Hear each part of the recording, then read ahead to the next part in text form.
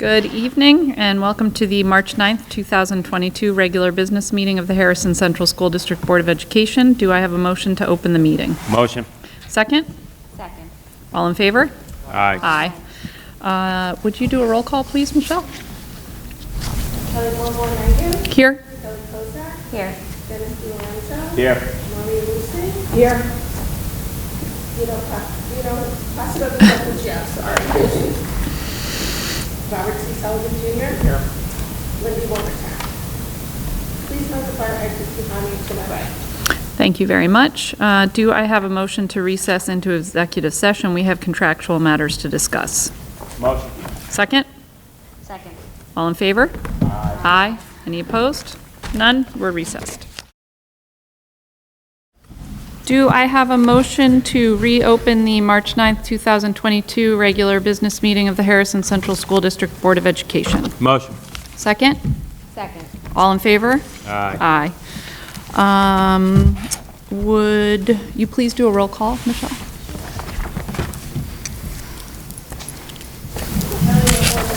Here? Here. Here. Here. Placido Guzman, Robert C. Sullivan Jr. Here. Lindy Wolverton. Please note the fire exit behind me to my right. Please rise for the Pledge of Allegiance. I pledge allegiance to the flag of the United States of America and to the republic for which it stands, one nation, under God, indivisible, with liberty and justice for all. Thank you. We have one set of minutes to accept. Those are the minutes from the February 9th, 2022 meeting. Do I have a motion to accept the minutes? Motion. Second?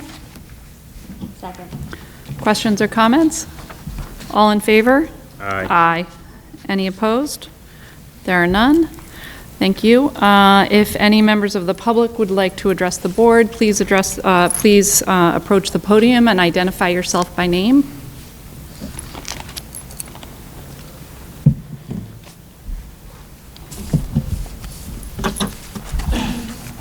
Hello, how you doing?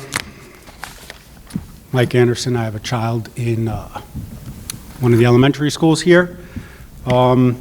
So it's good to see your faces. That said, I wanted to bring up tonight 7 names. Please, by a nod of anybody that works in this school, in the school district, by a nod of your head, can you please nod if you do recognize any of these 7 names? James Crisatelli. Okay. Robert DiNapoli. Colin McDonough. Kristen Rem. Mario Salaveria. Patrick Cerise. Orlando Torres. Okay, these are registered sex offenders in the Harrison School District. So the reason I'm bringing these names up is because they're on your website, which is a good thing, but nobody knows who they are. So I'm asking the board if they would consider placing these names and these faces up inside of every school in Harrison School District so we familiarize ourselves with them. 2 of these registered sex offenders have addresses within, one of them within about 600 feet of Parsons, the other one within about 1,000 feet, not even 1,000 feet, less than that, of Rye Neck High School, which I guess is outside of this jurisdiction, but probably pretty important that we all know these names. Probably pretty important that the children have an understanding of the registered sex offenders in their neighborhoods, what their faces are, so they know who to stay away from. So let's come up with something and highlight these people so our kids know who to stay away from. Outside of that, I just wanted to thank you, Dr. Wool, for responding to my question in regards to that book. I'll follow up on that in about 2 weeks, but I really appreciate that. And that's it. So if you can just touch on these registered sex offenders tonight, let's put a plan together. Thank you.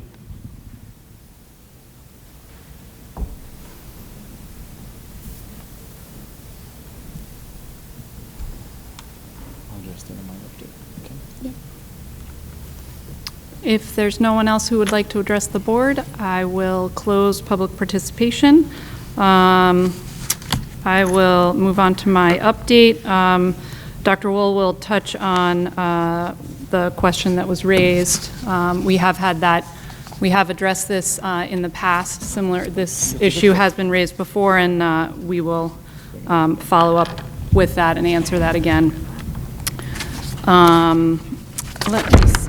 Sorry, very sensitive tonight. I apologize.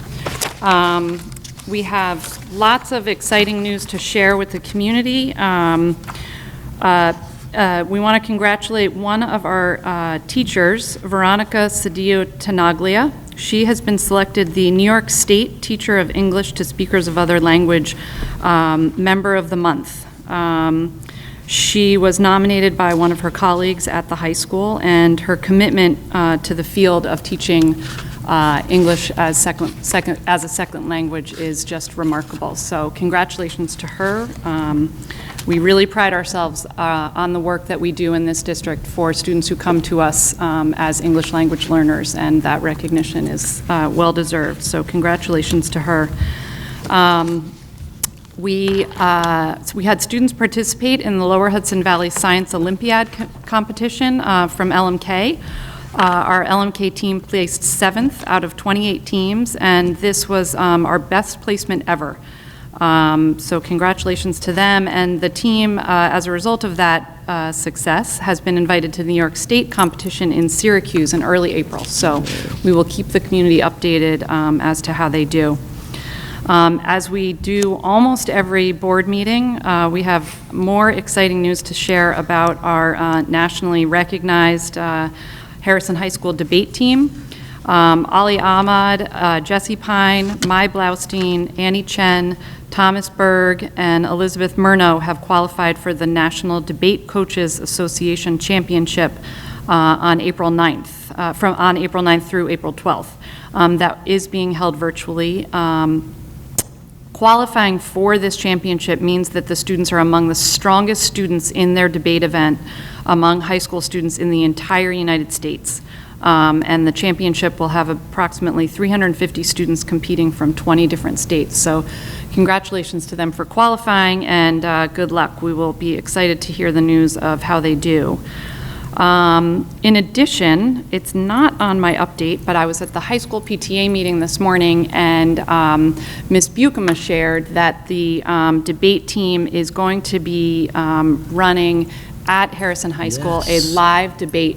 We're in person again. Yeah, we're very excited for them, and the debate coach felt really strongly that so many students had only ever participated in their debate competitions virtually, which, if you haven't watched a debate competition, participating virtually is a fully different experience than actually being in person debating. So we're really excited. It's going to be a somewhat small competition, but we're really excited that the district's going to be able to provide the students the opportunity to have an in-person debate experience, particularly for the seniors who are graduating and have really lost out on an enormous part of that experience. So we will keep you updated on that. In athletics, the cheerleading team earned runner-up at the Section 1 Large School Small Division Championship and placed 12th in the nation at the UCA National Championships. We are really proud of them. This was the first time that they participated and It's their best finish ever. finished Yep. ever in that, at that high level. So congratulations to all of the members of our cheerleading team, as well as the coaches. Katrina Torelli and Sean Garrity represented Harrison at the New York State meet in intersectional relay. I think that happened, but the result isn't there. We will That's update on that. Congratulations also to the girls varsity basketball team on a really terrific season. They played in the Class A semifinal game on March 2nd against Walter Panis. They unfortunately lost the game, but it was on the first day back with no masks. The Gym was turnout, packed. the support from the community great. for our varsity girls basketball team was just remarkable. The gym was packed. The live stream was viewed by so many people. So congratulations to them. We also want to congratulate Coach Kale, who earned Coach of the Year in our league. And he's had such a tremendous impact on his students. Both on their academics and their athletics. And Great coach. that ties directly into congratulations we want to give to one of our alums. Avery LaBarbera graduated from Harrison High School. She had an absolutely remarkable career as a student athlete at Harrison High School playing basketball. She then went on to Holy Cross, and this year she led the Holy Cross women's basketball team to the Patriot League title. And so congratulations to her. There were actually quite a few Harrison Huskies in the stands at that final game when they won the Patriot League title. So lots of pictures were being shared on Twitter, and so there was a lot of Husky support at Holy Cross. You may want to go back. I think you skipped Model Congress. Oh, sorry. Oh, There's so and much. One of my kids was at that, so Yeah, I think you I'll be might in not trouble be if I happy don't with mention you. it. My apologies. In addition, we want to congratulate the Harrison Model Congress team. They competed in their first in-person event at the end of February break. So the members of the team gave up a significant part of their February vacation to head up to Boston to compete in the Model Congress competition at Harvard. Remy Rabin, Jack Kelly, Jessica Topper, and Alec Udell all earned Best Delegate recognition, and congratulations to all of them. I will say in particular to Alec Udell, who is a sophomore, and I was told today again at the PTA meeting that that is a very uncommon accomplishment for a sophomore, so congratulations to him. And Evie Rabin and Alexander Schwartz also received honorable mentions as delegates. And finally, on behalf of the entire district and the school board, we want to pass our condolences on to the Deli Carpini family. Claudio Deli Carpini was a remarkable student athlete in our district. He played varsity football and was a kicker on the football team for all 4 of his years at the high school. He was also a 4-time All-American track and field athlete and the Italian national champion in the 110-meter hurdles. He was recruited to compete in track and field at Clemson and finished his degree at UConn and competed in Division I track and field at both schools. So our condolences to his family at his loss. Yeah. And the one thing I wanted to share directly is, Vin Nacita was an athlete here, a wrestling coach, a physical educator. His mother was a legend in our school district. She was the last actual person who answered the phone and said Harrison Schools. She was aware of everything that went on in our school district. But her son retired, and he stayed on for an extra year to coach. But he's a legend in Westchester County in the wrestling community. And you cannot make it into the Hall of Fame until you retire as a coach. So upon his retirement, he's been really active. Vin was recognized as one of the great contributors to wrestling in Westchester County, and we want to congratulate Harrison's own Vince Nacita on being inducted into the Wrestling Hall of Fame. So congratulations to him. And I just have to echo that Coach Nacita, Coach Kale, and Coach Zanat are all on my mind tonight. They all have had tremendous impact on the lives of kids. We just heard some great stories, and although Claudio unfortunately is gone, I know that Coach Zanat and his wife did a tremendous amount of work to make him, if you don't know anything about track and field, getting into Clemson in track and field is among the most elite track programs in the country, and we wish his family the very best at this incredibly difficult time. And I saw a beautiful picture. One of our students was at the game at Holy Cross, and we saw Avery cutting down the net. So it's been a heck of a week back, which transitions me in, Madam President, if I may, to what is actually happening in our schools. First and foremost, I want to thank our student body for going through probably the most difficult 2 years of anyone's academic life, depending on what grade you were in, determined on how difficult it was. But I think the worst is behind us. And the way that students handled the change from mask to mask optional was exemplary in all 6 schools. 2 of our principals are here tonight. We shared at the cabinet so many stories of the sensitivity and humanity of our kids on display everywhere. And those of you who know me, I get a little bit emotional when kids show so much incredible compassion, but I will share one story that to me was extraordinarily moving. Before the start of the day, we have a teacher at our high school whose spouse is struggling with cancer, and a group of students went to him before the meeting and said, listen, we don't really want to wear a mask, but if it makes you more comfortable, we will. So it wasn't about whether they wore the mask or didn't wear the mask. What was so important to me was the kind of compassion, the act of kindness, the level of community that exists between and among our faculty and our kids. I hope that's an inspiration to everybody. It's been a difficult journey, but our kids are always teaching us how to do it better, how to demonstrate care, how to demonstrate kindness in the smallest of ways. And I couldn't be more proud of them. Also, as we come out of this dark time, I also want to thank our teachers who have been on a roller coaster ride extraordinaire. From learning what Zoom meant, it used to be a sound that a car made, and all of a sudden it was a tool that was an essential part of everybody's life, to learning how to teach from afar, learning how to do small group instruction without seeing kids face to face, the fear that you had for your own families, the child care services that we were able to provide so you could continue to work. And I want to thank the parents. We know what you went through. We tried as hard as we could to make it as palatable as possible, and it was hard. We know how hard. And if you had young children, it was even harder. And if you had young children and you're a working family, it was harder still. And if you didn't have access to resources or food, it was harder still.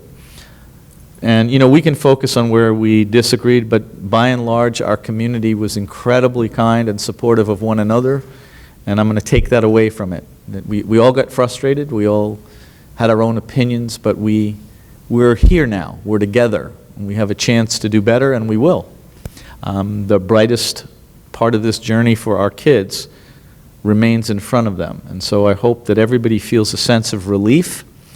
But now I want to give you a little bit of a warning.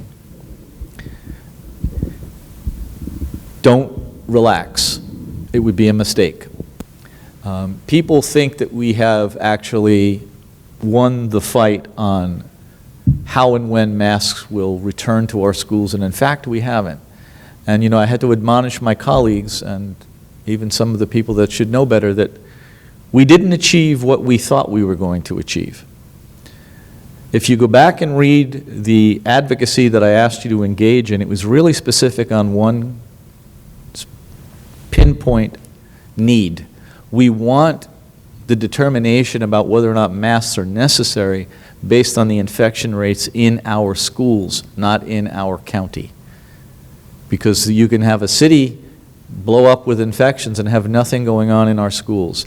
So I'm continuing to work behind the scenes to make sure that going forward that these things are codified in law, so we'll never be on that roller coaster ride again. And depending on how that back channel work goes will determine whether or not I come back to you and say, let's advocate again. And let me also say thank you to our community, the 1,000 or so of you between Harrison and Rye that sent letters, and tell you why it mattered.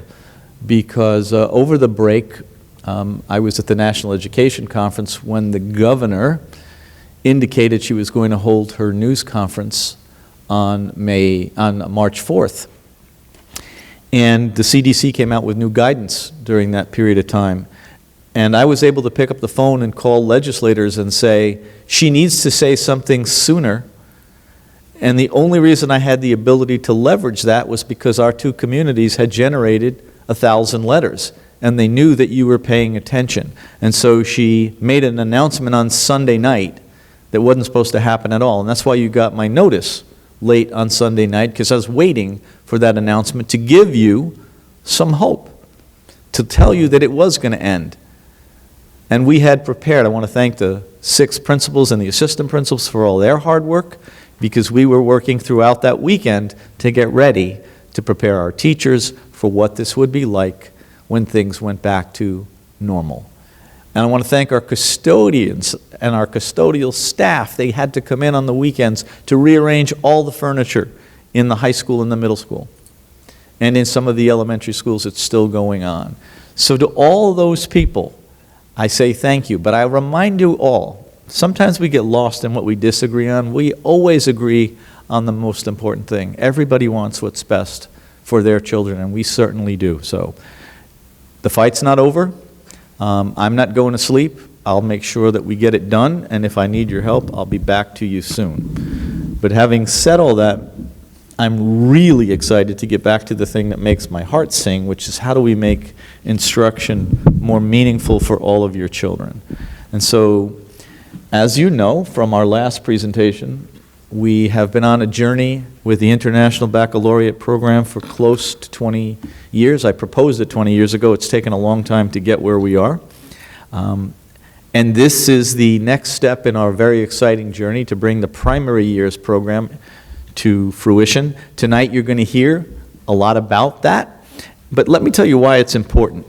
Because the language of instruction ought to be the same from kindergarten to 12th grade.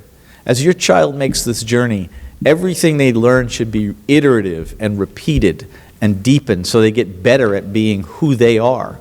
So they learn the IB learner profile and the traits of being a thoughtful, productive human being. We don't teach your children what to think, we help them to improve the way they think.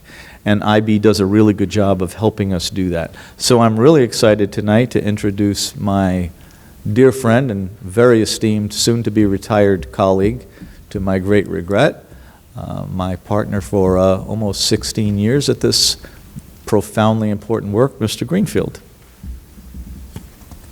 Hi, Michael. Hello. That's a perfect introduction to this evening's presentation, so thanks so much. Yeah, last month we shared with you just a month's time the 16-year journey. I'm sorry. I apologize. Yeah. I did not address the question about Megan's Law. I will between the presentations, so don't go away. I apologize for that. I had it on another page and I shifted it. I didn't forget. You want to pause? Nope. Okay. I want to go right to this. So last month we presented the program 612, our middle years program and our diploma program. And this month I'm joined by 5 of my esteemed colleagues to share where we're going next. So this is really an overview of where we were, where we are, but most importantly, where we're going. And the Primary Years program gives us an opportunity to fulfill the aspiration that the superintendent laid out 20 years ago, which is prior to my arrival, 16 years ago.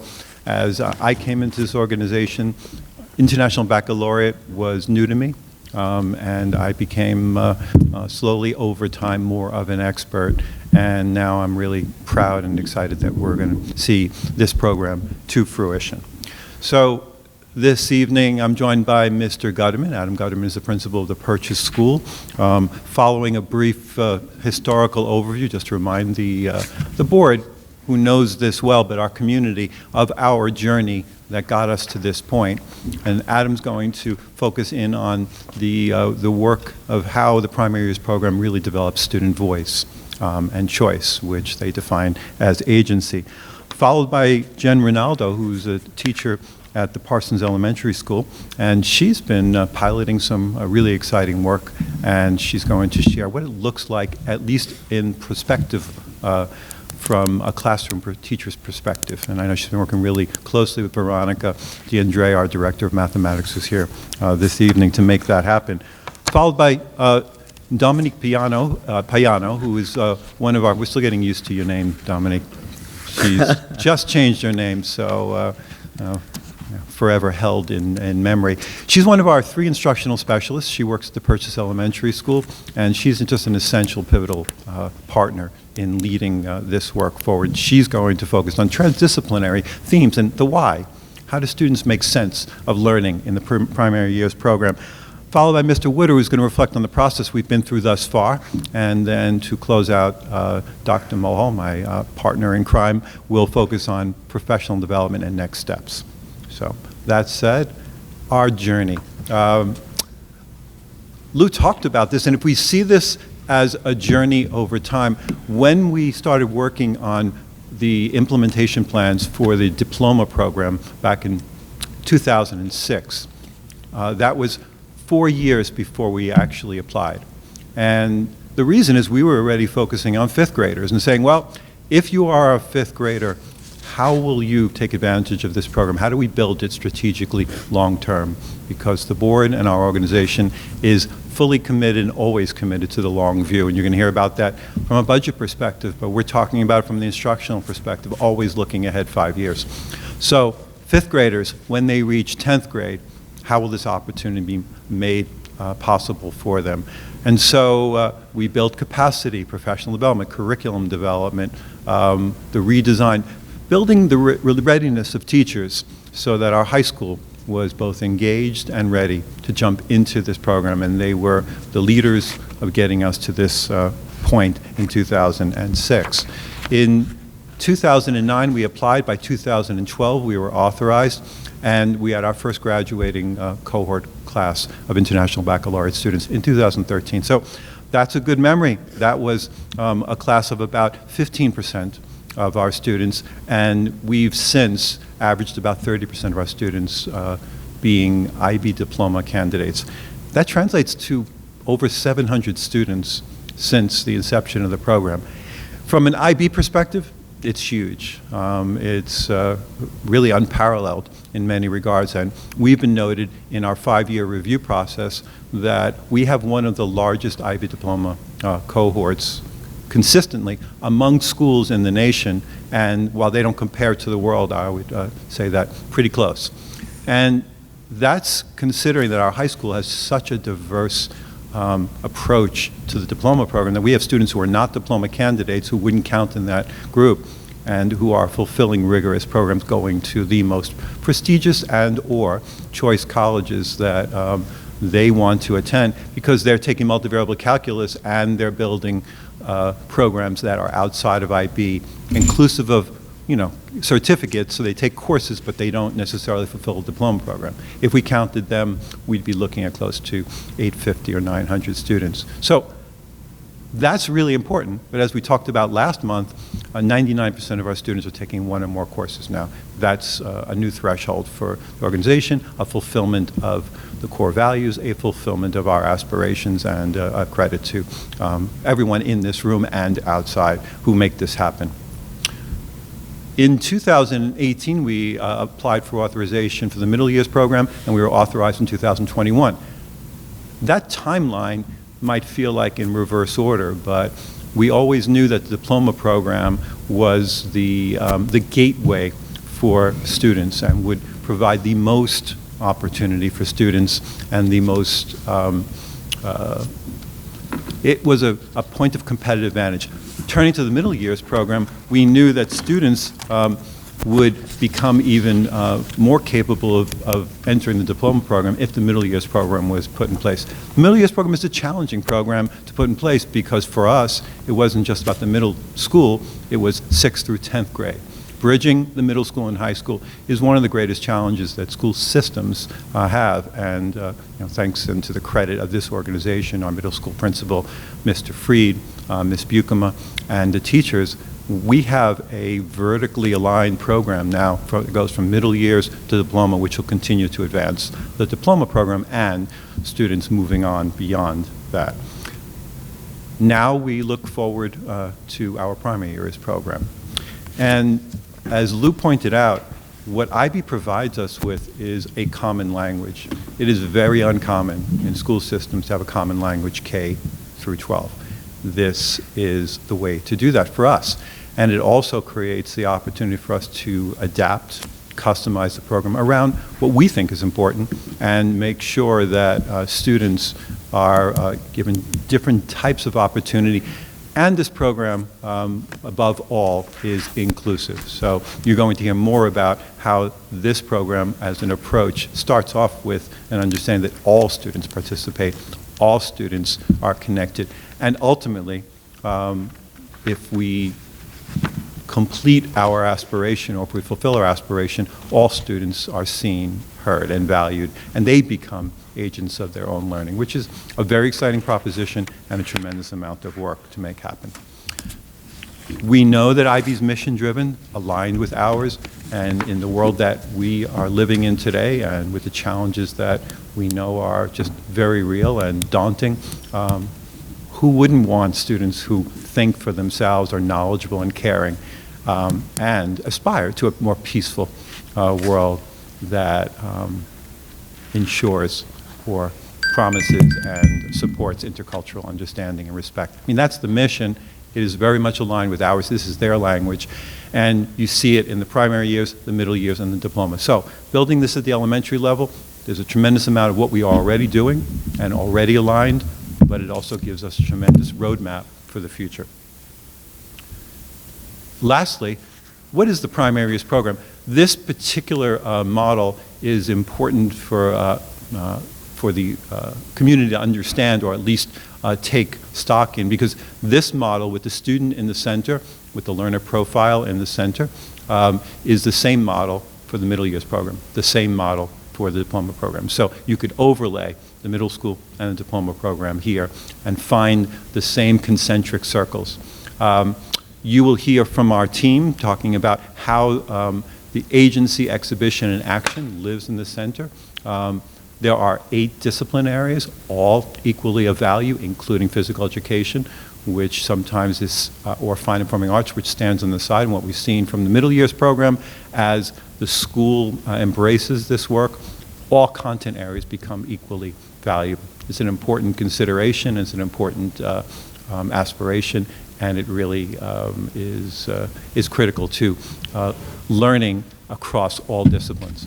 And lastly, you're going to hear more about this, but these transdisciplinary concepts are really important, and they help students understand, so why am I learning this? And why should it matter to me? And while we always make that an important part of teaching and learning, it's not new. It's emphasized here, and there's a framework for doing it really well. So we're really excited about this overall, and we think that it is a promising roadmap for the future. So without further ado, I want to turn over the presentation to Mr. Gutterman, who's going to take us on a journey from the learner profile through agency. Hey, Michael, could you go back one slide? I just want to point course. something out that I think the board is aware of, but I want to point it out. So I love that you remind us that the kid is at the center. It's always a student-centered program. It's about children generating their own understanding. Mm-hmm. Very different than traditional teaching where the teacher fills you up with knowledge. The student is very active. But the 2 inner rungs of that circle, the approaches to teaching and the approaches to learning, are really powerful words, because our teachers are all trained in the same philosophy of teaching. They have the same strategies, the same ability to differentiate. So kids become attuned to the language of instruction. At the same time, how do you learn? You know, the age-old question, how do you study? Whoever taught me to study? Nobody ever taught me to study. I probably would have been a much better student.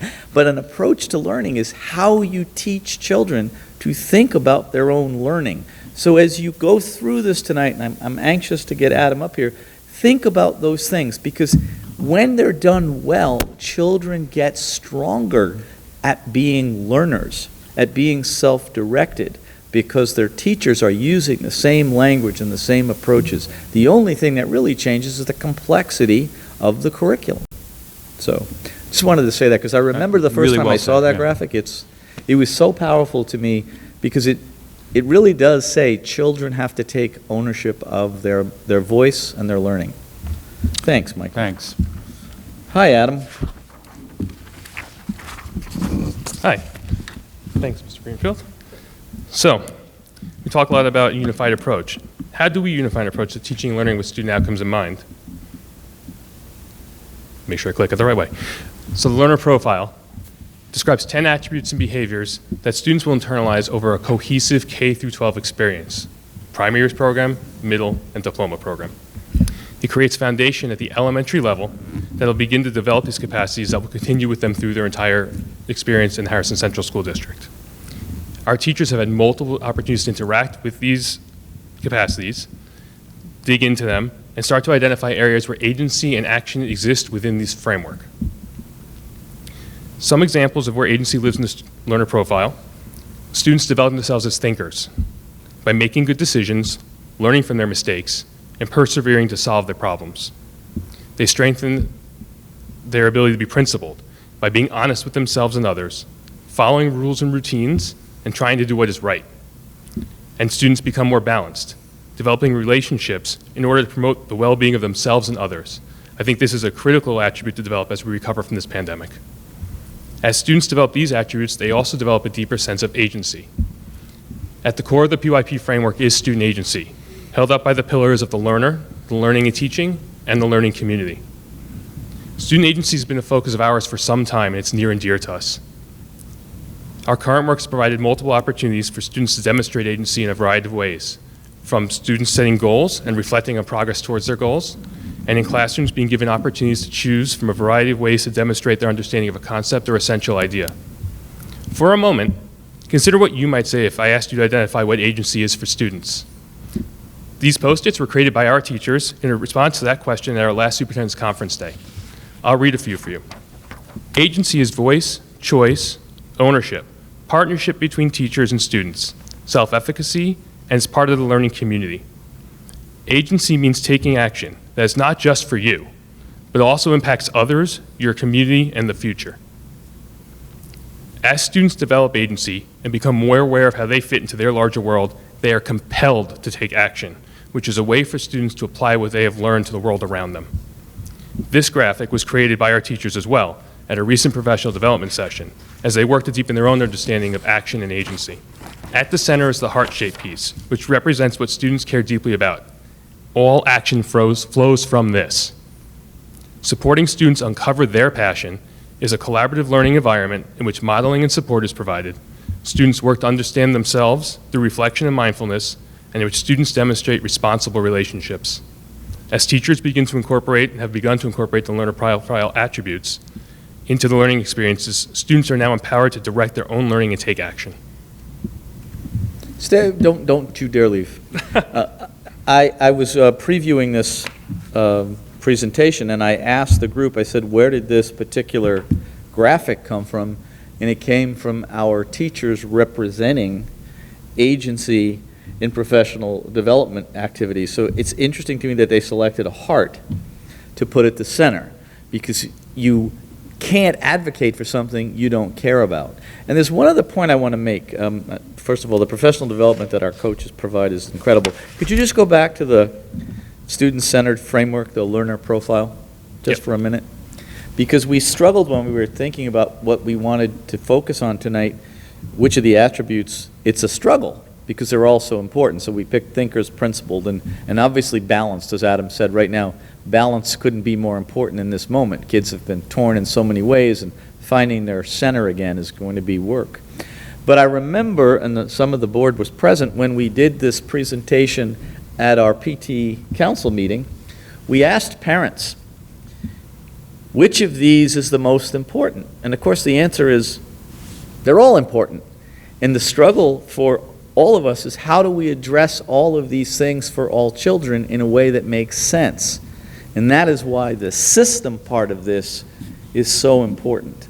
And I was actually talking to my own cabinet of leaders just the other day, and we realized this isn't a bad way for all adults to focus in terms of being balanced and principled and centered. So thank you, Adam.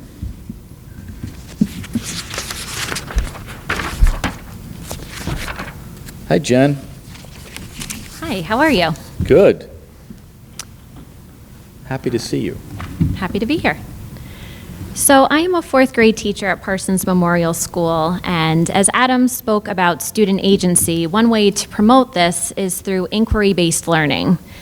Inquiry-based learning is an approach to learning that emphasizes the student's role in the learning process. Inquiry and student agency have been a part of Harrison's teaching and learning for quite some time now, but we're now learning to be more intentional and ensuring that we incorporate these opportunities systems-wide. So as I talk about the experiences within my own classroom, I want to point out that I am speaking as a learner. We are still in the very early stages of implementation. Currently, the fourth grade team at Parsons is incorporating inquiry-based strategies in our math instruction as a starting point. And specifically, we're finding opportunities for students to be inquirers. So rather than beginning with a teacher-led lesson, like we may in traditional instruction, we are providing opportunities for students to work with hands-on materials and collaborate with each other to develop strategies in order to solve a problem. This way, the mathematics is being elicited from the students, and they are being able to act as inquirers to construct their own meaning. When following that, then the teacher then formalizes this learning. So within my own classroom, I've seen big changes with this type of instruction. First, I'm noticing right away that the students are motivated, they're engaged in the learning, and what's most interesting to me is they're really taking ownership of the work.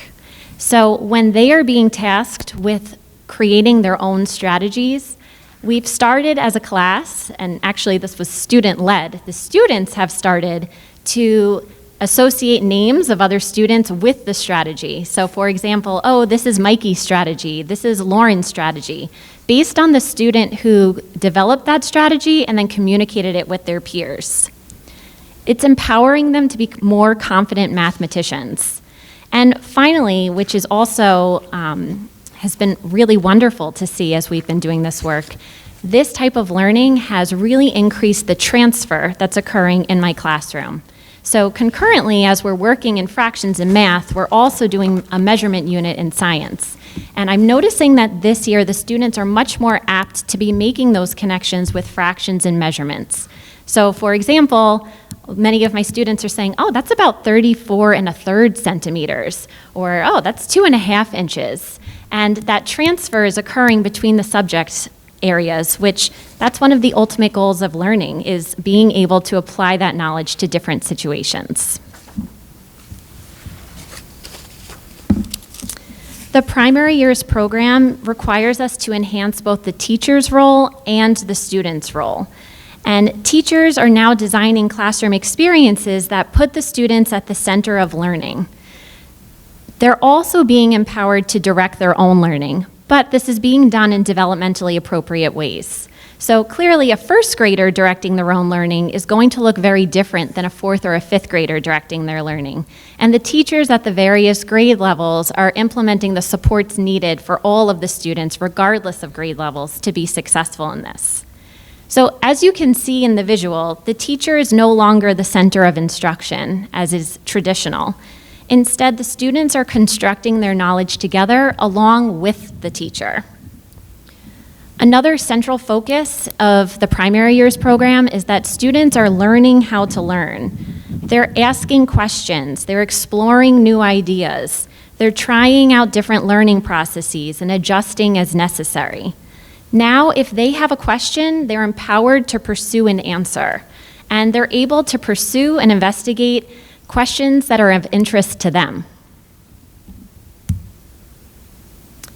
The primary years program will impact curriculum, it will impact instruction, but it will also impact our assessment. In Harrison, we currently use multiple measures of assessment, and we will continue to do so. But we're also working to infuse voice and choice, student voice and choice, into our assessment system. One way that we're working to do this is by incorporating performance tasks. With a performance task, students are able to direct their learning and demonstrate their knowledge of a subject how they see fit. So they're able to choose to demonstrate their knowledge in a way that plays to their strengths and also their individual learning styles, which also leads to increased motivation and engagement even while being assessed. So we are currently developing performance tasks for the end of the fraction unit that you saw in the photos on the previous slides. The performance tasks will ask the students to apply fractions and their knowledge of fractions to real-world contexts, such as baking, designing a playground, or using logic to create a game. And tasks such as these promote further transfer between the classroom and real-world learning, which is the ultimate goal. So after getting a glimpse of the ways that we've started to incorporate the primary years program into the classroom, I want to introduce Dominique Payano, who will continue to now speak about the themes of the primary years program and the professional development that teachers are engaging in. Thank you, Jen. You're welcome. I want to brag a little bit about, we grow our own talent here, so I see Shannon Sapola here tonight, I see Jen, and we're going to hear from Dominique. All of those individuals have been in the Bank Street Future School Leaders Academy, because we take our most talented teachers and we ask them to do more and get ready at some point in their careers to lead officially and or unofficially. But before you start, I want to observe one other thing about something you said. So we talk a lot about multiple measures of assessment. What does that really mean? And how does it help us? Well, some kids are really good at demonstrating expertise by movement, by art, by speech. And we try to find ways, even in the core content, to give them ways to show that they know, because there are so many other ways. But the one thing that you said to me that I think is the most important kernel for people to remember was the transfer of knowledge from one content to the other. Because my hero is a psychologist who wrote volumes and volumes, he's now retired, Howard Gardner, about the way we learn. And he said the only way you know if a child knows something deeply is if they can generate new knowledge. So they need to be able to not only understand a fraction, but to do something with it that is generative. And that's the power of IB when kids are at the center. And I'm really excited to introduce this next person. She was a shining star in FSLA. She's done an amazing job at the Purchase School as an instructional coach. She has grown every year that she's been in the role, but she has a very hard job, because she's really required to go in and help teachers think about and implement all of these things we're talking about. And she's really become an essential part of the leadership team. And she's having a baby. So we're excited. Yes. Hi, Dominique. And How I think are the you? baby's as excited as I am about PYP. Good for you. Hello, everyone. As you just heard from Jen, the PYP process has already begun to transform the role of the teacher. Teachers are starting to embed opportunities for students to engage in content through inquiry and exploration, and are supporting students as they take charge of their own learning. Through these experiences, we are seeing students who have become more open to new ideas, more willing to take risks, and more reflective about their learning and the learning process. The PYP framework supports our ability to develop the traits of the learner profile alongside academic skills. And we do this through what PYP calls its 6 transdisciplinary themes. These themes are concepts that transcend time and place and will serve as the foundation for 6 different units of study that will be taught throughout the year, beginning in kindergarten and continuing through to 5th grade. Through these themes, students will have the opportunity to explore a relevant concept, issue, or problem, and put into perspective the knowledge and skills acquired in all content areas. Another important purpose of these themes is for kids to explore and understand the world around them and to really be able to contextualize their learning so that it can apply to their lives and something far beyond what they're just learning in school. We want our students to know that all learning is connected, not only between the different content areas, but to them as individuals and to their own personal experiences and lives. I see these themes as a way to embed the why into teaching, so that students can truly recognize how this new learning can make a difference for them, or for their community, or even for the world. I'm sure as parents, many of you have been asked the question, why am I learning about this? Or why is this so important? These 6 transdisciplinary themes will allow your children to come home and talk to you not only about what they're learning, but why they're learning it and why it's so important. During professional learning sessions, teachers have started to explore these themes and have begun the work of enhancing units of study and designing lessons and activities that are inquiry-based, keep students at the center, and embed teaching that is not only engaging and significant, but challenging and relevant. Let's zoom in on one of the 6 themes, how we organize ourselves, and consider how this theme might frame the teaching and learning that happens in a classroom. The theme, how we organize ourselves, will position students to explore the ways that humans and systems are interconnected across different communities and organizations. In kindergarten, while exploring this theme, students might inquire about how communities work when members follow shared rules or routines, for example, in their classroom or even in their school.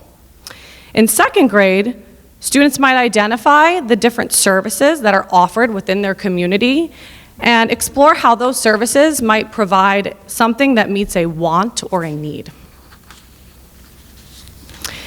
As teachers engage with these themes, they have begun to look for ways to build connections between and among content areas, and for opportunities to really bring these transdisciplinary themes to life. This will, of course, look very different depending on the grade level, but in this 4th grade example, while working in the theme how we organize ourselves, 4th graders in social studies might explore how government's structure impacts the organization of a community. In English language arts, students might investigate how nonfiction texts are organized using different text structures. And as you saw in the example earlier, our 4th grade students are already exploring how fractions are ways that mathematicians can organize and represent different values. As we continue to plan units and lessons within this PYP framework and these 6 transdisciplinary themes, our teachers will also have the opportunity to design experiences for students in the arts, music, physical education, languages, and beyond. Harrison has always provided a wide range of professional learning opportunities for teachers, and this year at the elementary level, we have had a cohesive and unified approach to professional development. During these professional development sessions, teachers have started to explore different approaches to teaching and learning through these 6 transdisciplinary themes and have already begun to see how these intentional approaches to curriculum design can have an impact on student learning. As an instructional specialist, I have the pleasure of supporting this learning by facilitating, coaching, and collaborating with teachers across all 4 of our elementary schools. Although I play a role in designing and delivering professional learning, what I have truly enjoyed about this process the most is the ability to take the stance of a learner alongside my colleagues and develop my own ability to be an inquirer and a thinker and to reflect alongside teachers. Although the learner profile are part of a student-centered framework, I believe, and I think we all can agree, as Lou mentioned earlier, that these learner profile traits can help all of us become better learners as adults and ultimately better people. And I know I speak for all of us when I say that I'm truly excited to continue this work and to learn more about the primary years program and the experiences that it will ultimately create for our elementary students. Well done. Thank you.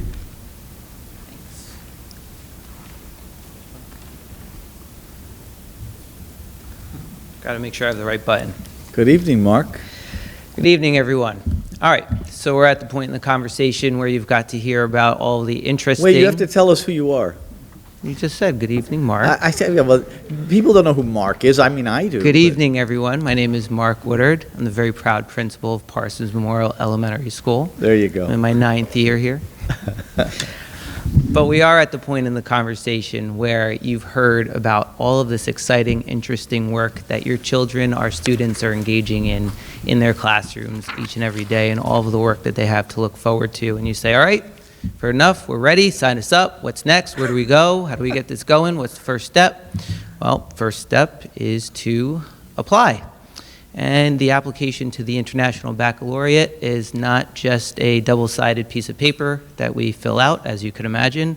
It's actually quite a rigorous process that engaged all of us in a reflective, collaborative examination of teaching and learning in our schools throughout our district. Here we see and have an outline of the anticipated phases of support and development as we move through our candidacy towards full authorization in a few short years. We began and continue through a self-study where we are working together to take a close look at our current curriculum as well as various instructional practices. As we continue to move through that, we're looking at building our own capacity within teaching and learning, leading us further down the road to design and enhance our curriculum, which we can bring to your children and our students in the classroom, which you've already actually heard a little bit about happening already as Jen was sharing some of the work that's happening in her 4th grade classroom, leading us to the opportunity to engage and implement some pilot programs, again, which Jen has already begun, and as we look forward to in the coming years, and other programs such as the reintegration of the elementary foreign language program. We're all excited to see that return and come once again. As I mentioned, it's a reflective and collaborative process by design, and quite interestingly enough, actually, the International Baccalaureate asks schools to apply individually. However, if you've met any of us or know any of us here in Harrison, we do recognize we're 4 elementary schools, but we are one Harrison Central School District, and it was critically important to all of us that we represented that to them, and continued to work together as a collaborative team through everything that we do and will continue to do. So as 4 elementary schools and leaders throughout the district, we've already come together to collaborate, to reflect, and learn as we examine and enhance the variety of practices we have, both instructionally, in our curriculum, as well as taking a look at all of our assessments. Now, of course, we are very fortunate at the elementary level to learn from our colleagues at the secondary level who have already successfully implemented and gone through their candidacy and full authorization of both the middle years program and the diploma program. And we're already seeing the fruits of much of this labor, as again, you've already heard here this evening. As Adam shared just a short while ago, you heard about the agency that our students are taking in classrooms, the ownership that they're starting to develop in very different ways over their work. You heard about the connection in Jen's classrooms that students are making between different content areas, as well as the way we're thinking about assessment a little bit differently, allowing for more flexible thinking so students have different types of opportunities to demonstrate their learning in ways that make sense to them. And you just heard from my colleague Dominique about the larger ways we're thinking about, and teachers are redesigning and taking a look at our units of study. So the work is already in motion, and we're quite excited about all of that. Another important piece of the process for all parties is aligning your core values and ensuring that they're aligned. Now, anybody who's spent any amount of time, just a couple of minutes anywhere near Harrison Central School District, has most likely heard the phrase, all means all, and knows how important that is to us and what that means to us and how that drives the work that we do. So it's critically important that any program we're considering meets that high standard. And very early on in our learning and research and understanding of the primary years program, it became quite clear that it was fully aligned with the way we think about all of our children, that this clearly is a program and opportunity for all children to engage. creating and designing entry points, no matter who the student is, for all aspects of their learning and understanding. It keeps students at the core of everything that they do.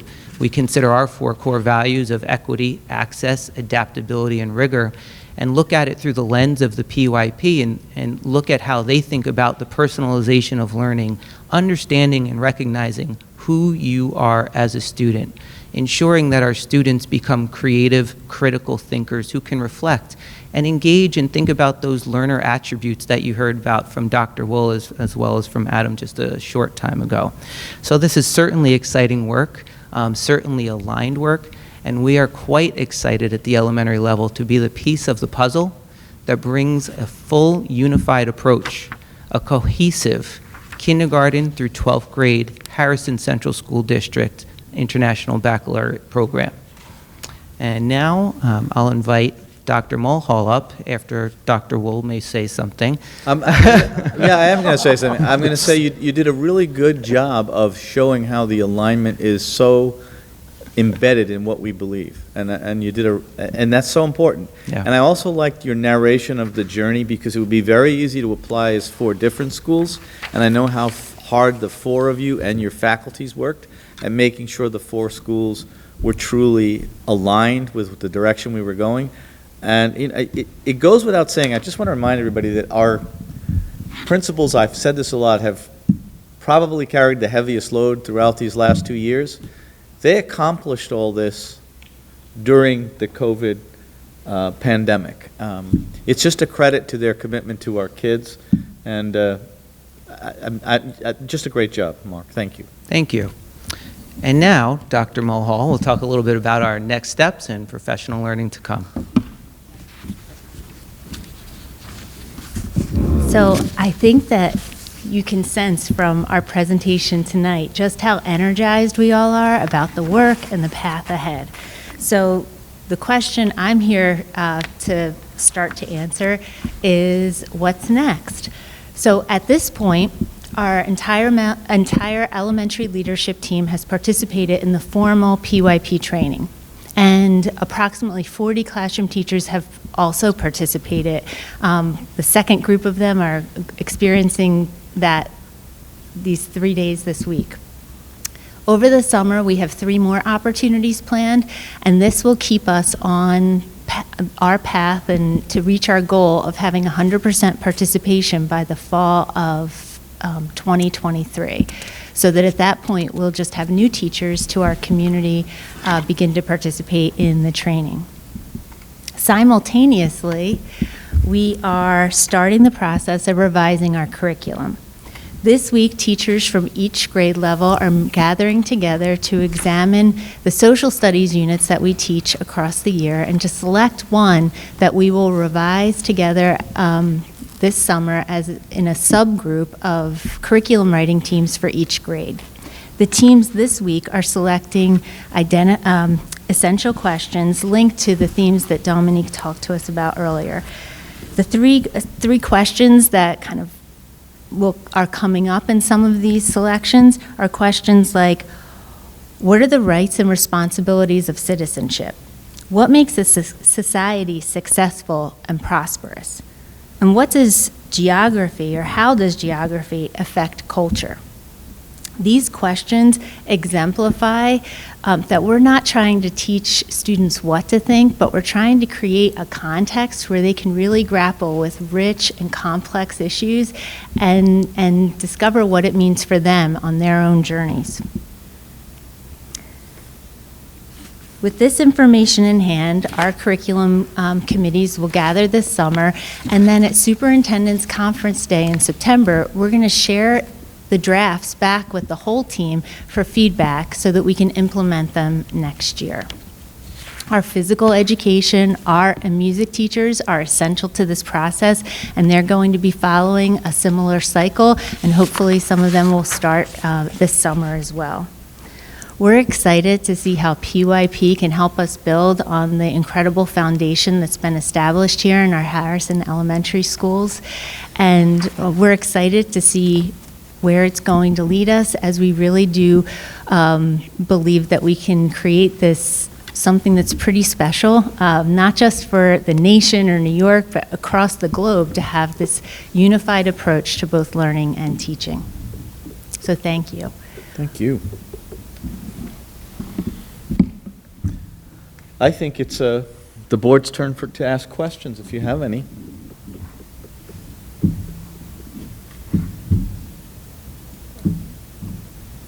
You must have done a really good job. I know. Dennis, you went green. You have a question? green. I just want you to write, I wrote down here, Dennis DiLorenzo will have a question. I actually don't have a question. I have a comment. Okay. And I hope a validating comment. I'm sure you will. In that, as Michael was talking about our IB journey, beginning in 2006, I was reflecting on being a first-time parent with a second grader in the Harrison Central School District, and being in a presentation at a PTA meeting and thinking about IB at our secondary level and how we were looking to the future and our guiding principles and the hope that we had just at the secondary level to introduce a student-centered approach to learning and change of practice. And Lou, here we are talking about systemic change. It's amazing. Where I now have a 7-year-old in second grade at the elementary school who is more fluent in her own learning than my daughter was then, because of our commitment to that systemic change. And that does not go unnoticed.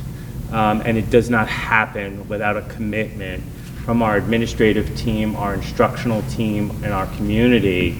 And it did not happen overnight. And we can look at it as one slide, but the many hours and efforts and commitment to continuous learning of our teachers and our administrators and improving is just, I don't even know how to validate it and say thank you, because things that we hoped for as privileges are now rights within the teaching and learning that goes on in the Harrison Central School District. So thank you.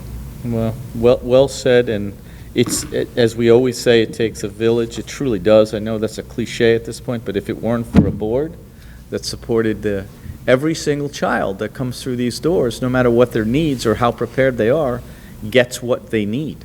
And that is what makes us so different and so incredibly wonderful.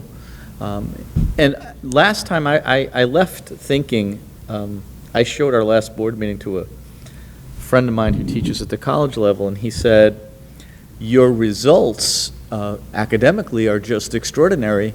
He was commenting on Dr. Tyler's comments that we are one of the most successful IB high schools in the world. And that's a big deal, but what's really a big deal is we do not require a prerequisite for participation. All we require is, as our teachers demonstrated, is your heart be at the center. And that is just a credit to this entire community for allowing us to continue to give every child a chance. And here's what we've learned.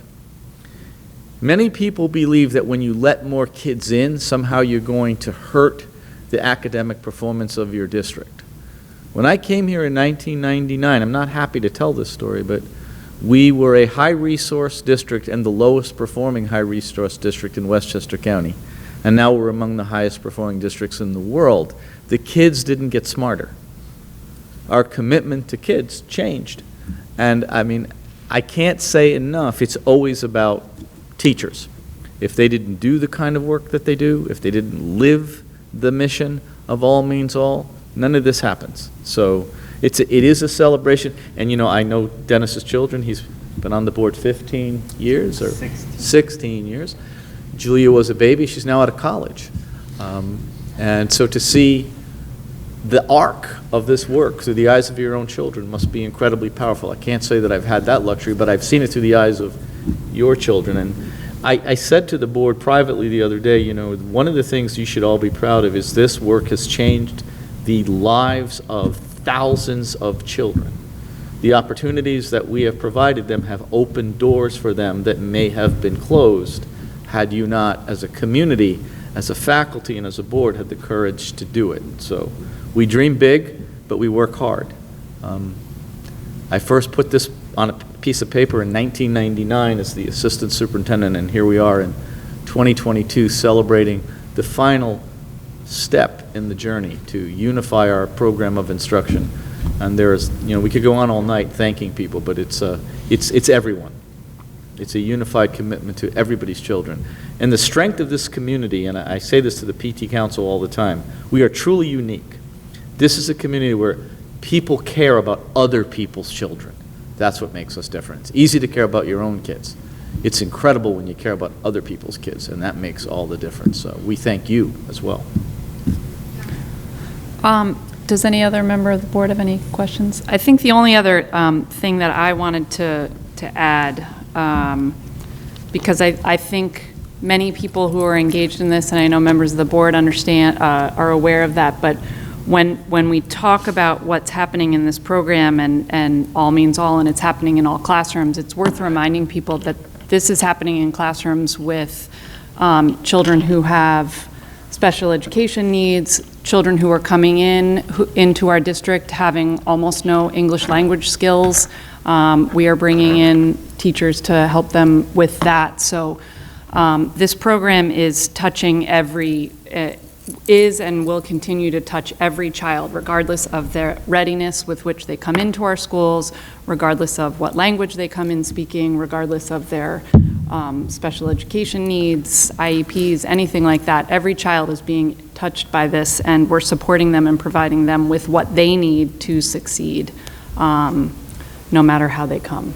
So that, for me, is incredibly exciting. So thank you all very much for the presentation. One of the things, and please take this back and people who are watching, is we've talked about how we are going to continue to bring this out into the community. Obviously, board meetings are one way, and this will be up on our website tomorrow, and people can watch it at home from the luxury of their couch or however it is they choose to watch our board meetings. But we're also going to continue to share this with PTAs and PT Council. Yep, we have a shortened version that we will provide to the PTA meetings if people want to see it at a more personal level, and that's the chance when you can get to actually interact with the group and ask them questions and dig in on some of the other things. But I will remind folks that I just want to make this point, that the fear when we started down this road was that if you let more kids in, your academic performance would go down. When we let more kids in, our academic performance skyrocketed. When you give kids a chance and you support them well, they'll never disappoint you. So, thank you very much, and I make sure I want to answer that question, and then we'll go on to the budget. I did not forget this time.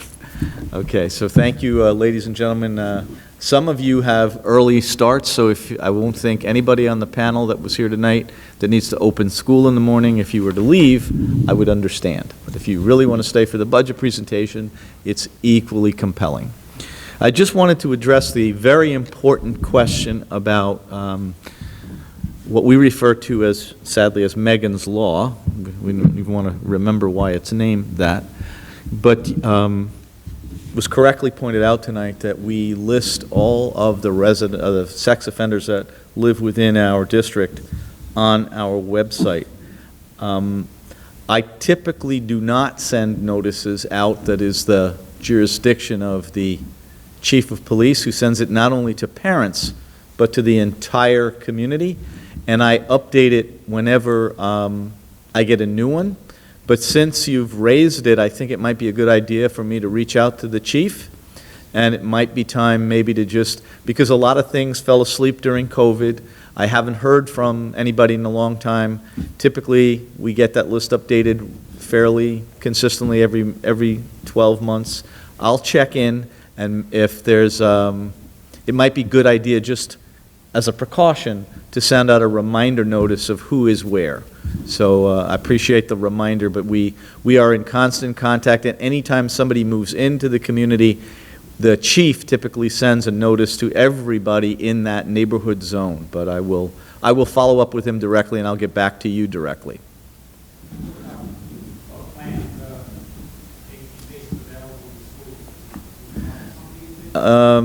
Let me think about that. That's a different animal. Sometimes we don't want those pictures in the building. We do provide them to all of our security people.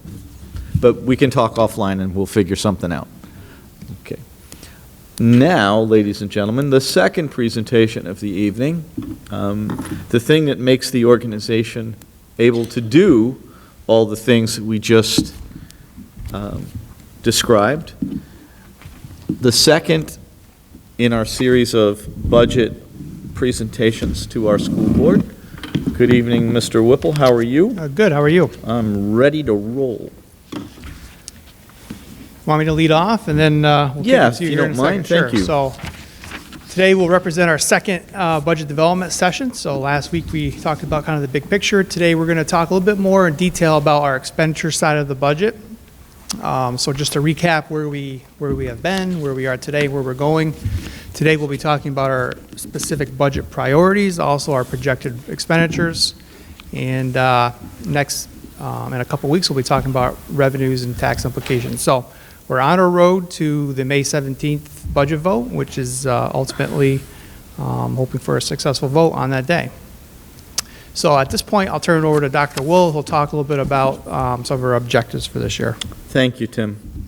So it's perfect, right? So everything that we do is aligned. Everything has got an internal logic, we hope, that ensures that your children have a very coherent experience here. And so goal number one is exactly what we just talked about. How do we get better and better at making that coherence relevant and strengthened? We talked tonight about multiple measures.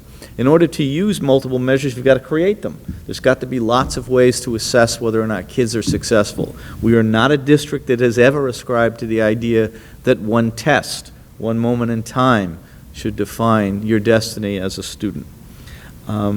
We're building and developing the learner traits always. We want all of the things that you heard tonight in the presentation about PYP to be a regular part of every child's experience, and obviously it aligns deeply, as Mark said, with our core values, the concept of developing knowledge and caring young people. And I'm thinking about this in the context of the world we sit in tonight, and what a united Europe and United States are able to do to try to help the Ukrainian people who are under siege. What caring and knowledgeable people can do when they put their minds together.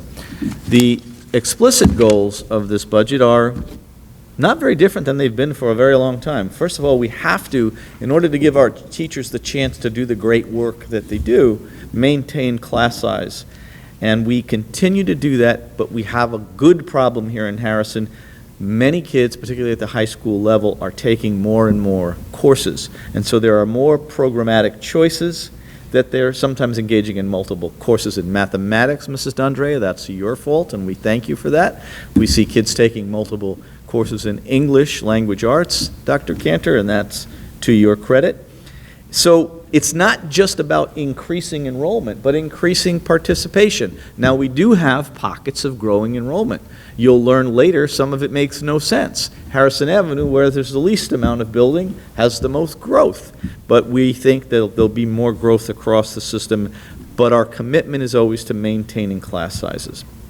We're going to continue our commitment, obviously, to the IB, both the DP, the MYP, and now the PYP. We're completing those processes. Last summer, though, we learned a great deal, and we're going to build on what we learned. We had one of the most successful summer programs I've ever seen anywhere. We had curiosity camps. We had enrichment opportunities that were disguised as curiosity camps.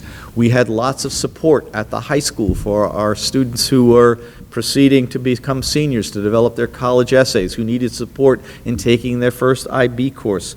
All of those things that we learned from last summer are going to be refined and reflected in a very rich and exciting summer program this summer. There'll be more of the things that worked well, and some of the things that we didn't like as much have been tweaked. We're going to revisit some old things that we've done and do them differently, including the Bridges to Literacy program. So all of that is to say, what we learned is that you never get better just by engaging kids in content. You engage them in learning in ways that's meaningful for them. And that's why the curiosity camps were so empowering, because even though teachers were exhausted at the end of the long, difficult year, they were excited to do things that were exciting to them. So we're excited about that. All of that has to be done, though, within this magic formula called the tax levy cap. And later on, Tim's going to mystify us and try to get us to actually understand it. I don't know that anybody in the world actually understands it, but it tells you how much you can spend, and the majority of those variables are out of the control of the 7 individuals that sit on the school board. There are certain things that are mandated. Are we on the next slide? Thank you, good. I don't like calling them mandates because they're mandates in this district of our hearts, but they're also mandates under the law. So any need that a special education student should have that comes out of a CSE meeting is always going to be met to the very extent that we can possibly do it. We want every child to be supported in the way they need support. And you mentioned English language learners as well. They have a different set of criteria. And so when you think about class sizes, when you think about co-teaching, when you think about students who are in self-contained settings, all of those things are a part of what we address in the mandated section. None of this happens so if your teachers aren't very thoughtfully prepared and supported. You know, I'm always amazed when people say to me in other districts that they don't spend that much money on professional development, and I ask them, would you go to a doctor who last took a course when he left medical school? Teaching is an art and a science, and it requires that you stay at it, and we have a very high level of participation in our professional development this summer, and a very unified program. We'll also spend some time this summer writing some of those curriculum units that we heard about, and developing and researching. Mrs. Egan's not here, but she's doing a great job of our new world language program, and I know Lisa took a visit this week to another school district to study what they're doing, because we're going to find the best and most effective way to implement a new world language program at the elementary level over the next 3 years.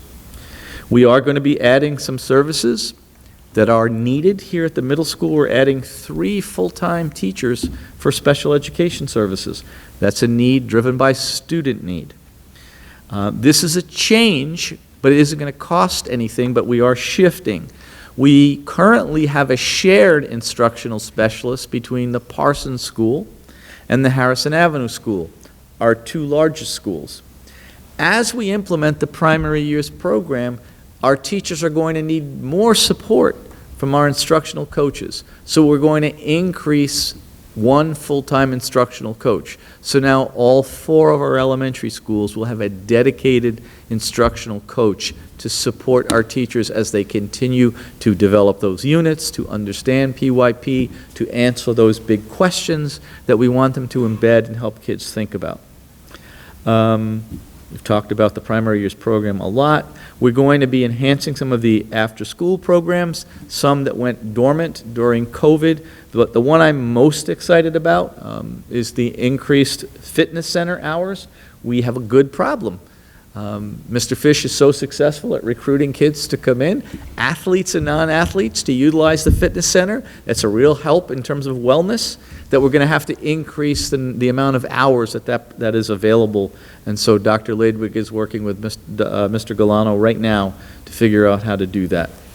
And one of the things that Tim is pressing on us to do is we spend a lot of money on some of the things in that last bullet already.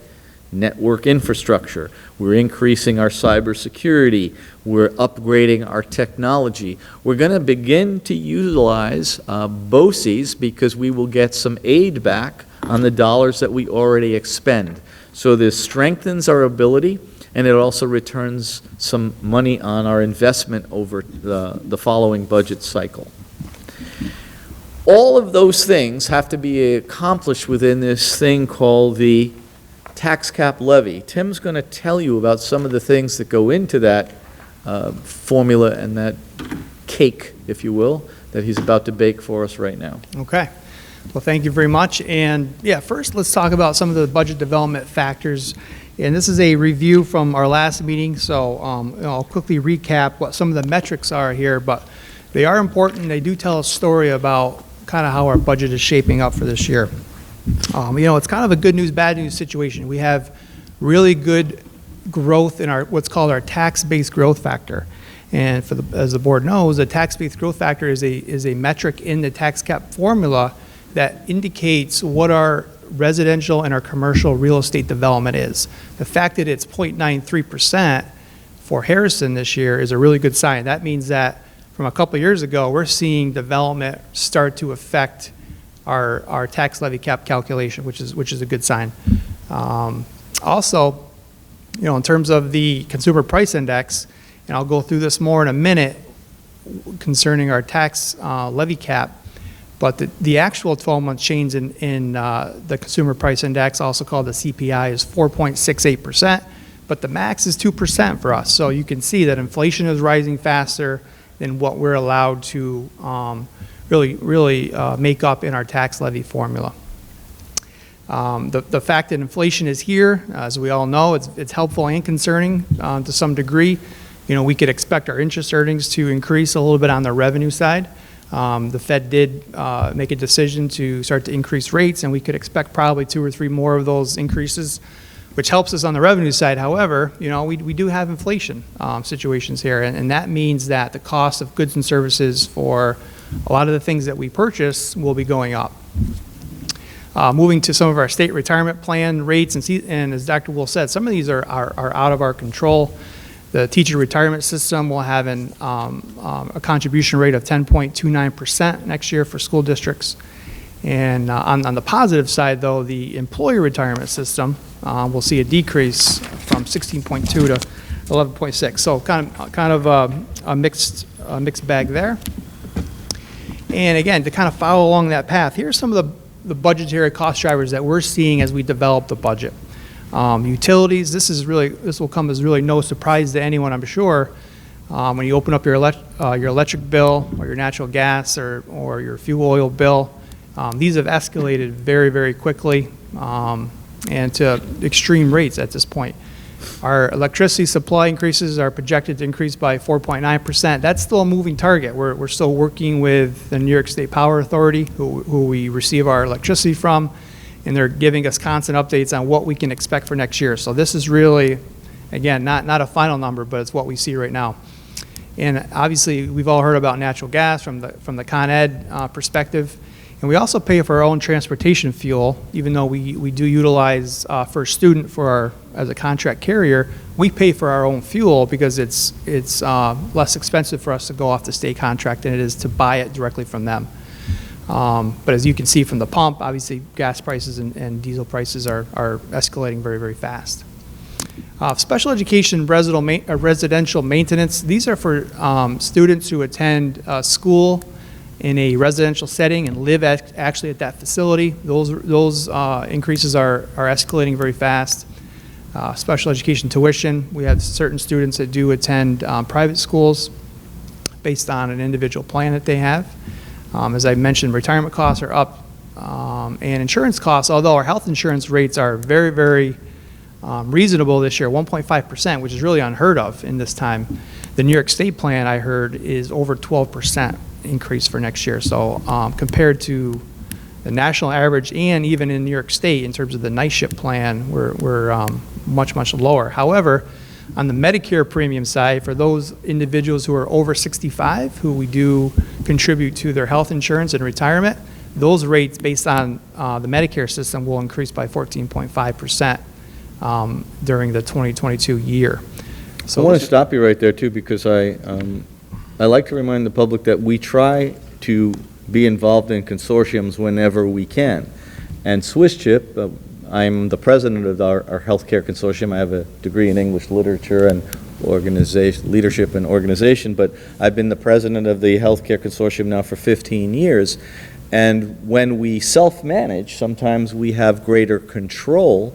So the fact that our health insurance is at 1.5% is an artifact of people like me volunteering to put together this organization. We have 23 districts. We provide health insurance for everybody pretty much in this room. But we are always looking for ways, just like with BOCES, to share opportunities to reduce costs. If we were in the big state plan, our costs would be higher. And every time you drive those costs up, you take $1 out of the pocket of what we can do with instruction. I'm looking at Michelle because she's our local organizer of Swiss Chip here in the district. Every health question that happens, it goes to our district clerk. So we do a lot of this in-house to reduce cost and still provide high-quality service. And BOCES is another example of that. The Sound Shore Consortium is another example of that, where we have 7 districts around us and we share special education services at a reduced rate. So good reminder there, Tim. Thanks. Okay, so moving on to the tax levy limit. Again, this is a recap from last meeting, but we think it's a good idea to just review the information again.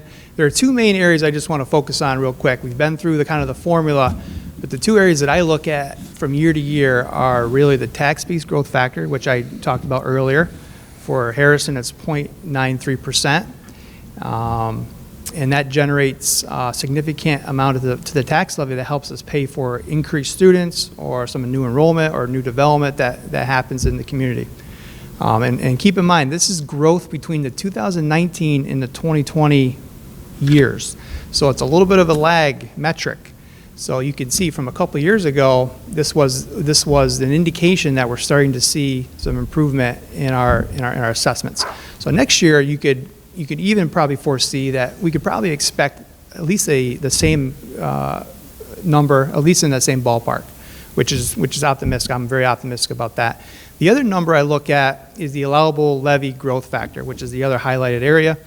Now this, as we kind of have been sold, it's a 2% property tax cap, which is really a misnomer. It's really a fallacy when it comes down to it. It's the levy formula is not based on a 2%.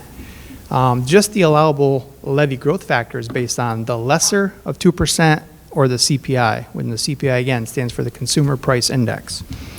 And as we know, the Consumer Price Index is not 2%, it's much higher. It's actually 4.6%.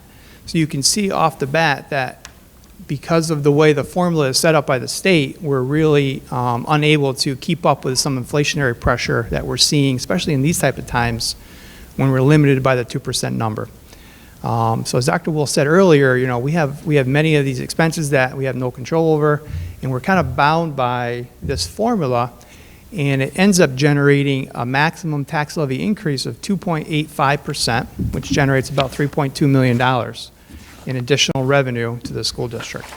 So all those things we talked about, salaries, and we'll get into this more in a couple of minutes, but salaries, utility costs, special education fees, transportation, all those things have to fit within this levy formula increase.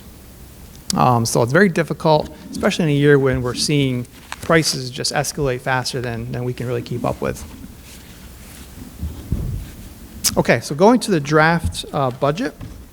And all New York State schools must present their budget in 3 parts, or 3 components, as they're called: the program, the administrative, and the capital. So this really is a good indication of the 3 areas broken down from year to year. So the current year, the 21-22, is the top line. And if you go all the way to the right-hand side, we have a current budget of $125.5 million. Our draft budget for next year, the 22-23 year, is an increase of about 4%. We'll unpack that a little bit in a second, but it's a total of $130.6 million. And again, this is a draft budget. It's still a work in progress. But you can see it from the component standpoint, which is our largest component, made up of student instruction, all of the salaries we pay for teachers, aides, assistants, all the computers, textbooks, equipment. I'm not going to read all these, but you can see all the instructional areas that you would think about that it takes to instruct a student in our schools is made up of the program component. And this is an increase of about 4%, which is, again, our largest component. You'll see a decrease in the administrative area of about 1.3%. Again, these are fees for central office administration, all the principals and all the clerical support, professional development, printing, insurance, legal services, all the things that you would think that kind of support the instructional program but aren't necessarily direct instruction of students. And then our last component of the capital is really probably self-explanatory. It's all the buildings and grounds, the cleaning of the buildings, the electricity, the gas, the telephone, all the utilities. If we get a judgment or a claim for a tax certiorari, this is where that's paid from. And any capital improvements that we would do in our yearly line item as a transfer to capital would be coded from the capital fund. And you'll see an increase of the capital line from 21-22 to next year of about 4%. And shown another way, you'll see our budget of $130.6 million, and the program component representing about $100.3 million represents about 77%, so obviously the largest percent of our budget, with the other two components making up almost an equal share. So just to kind of unpack a little bit about the capital, because it is increasing by 10.7%, and we do want to talk a little bit about why that is.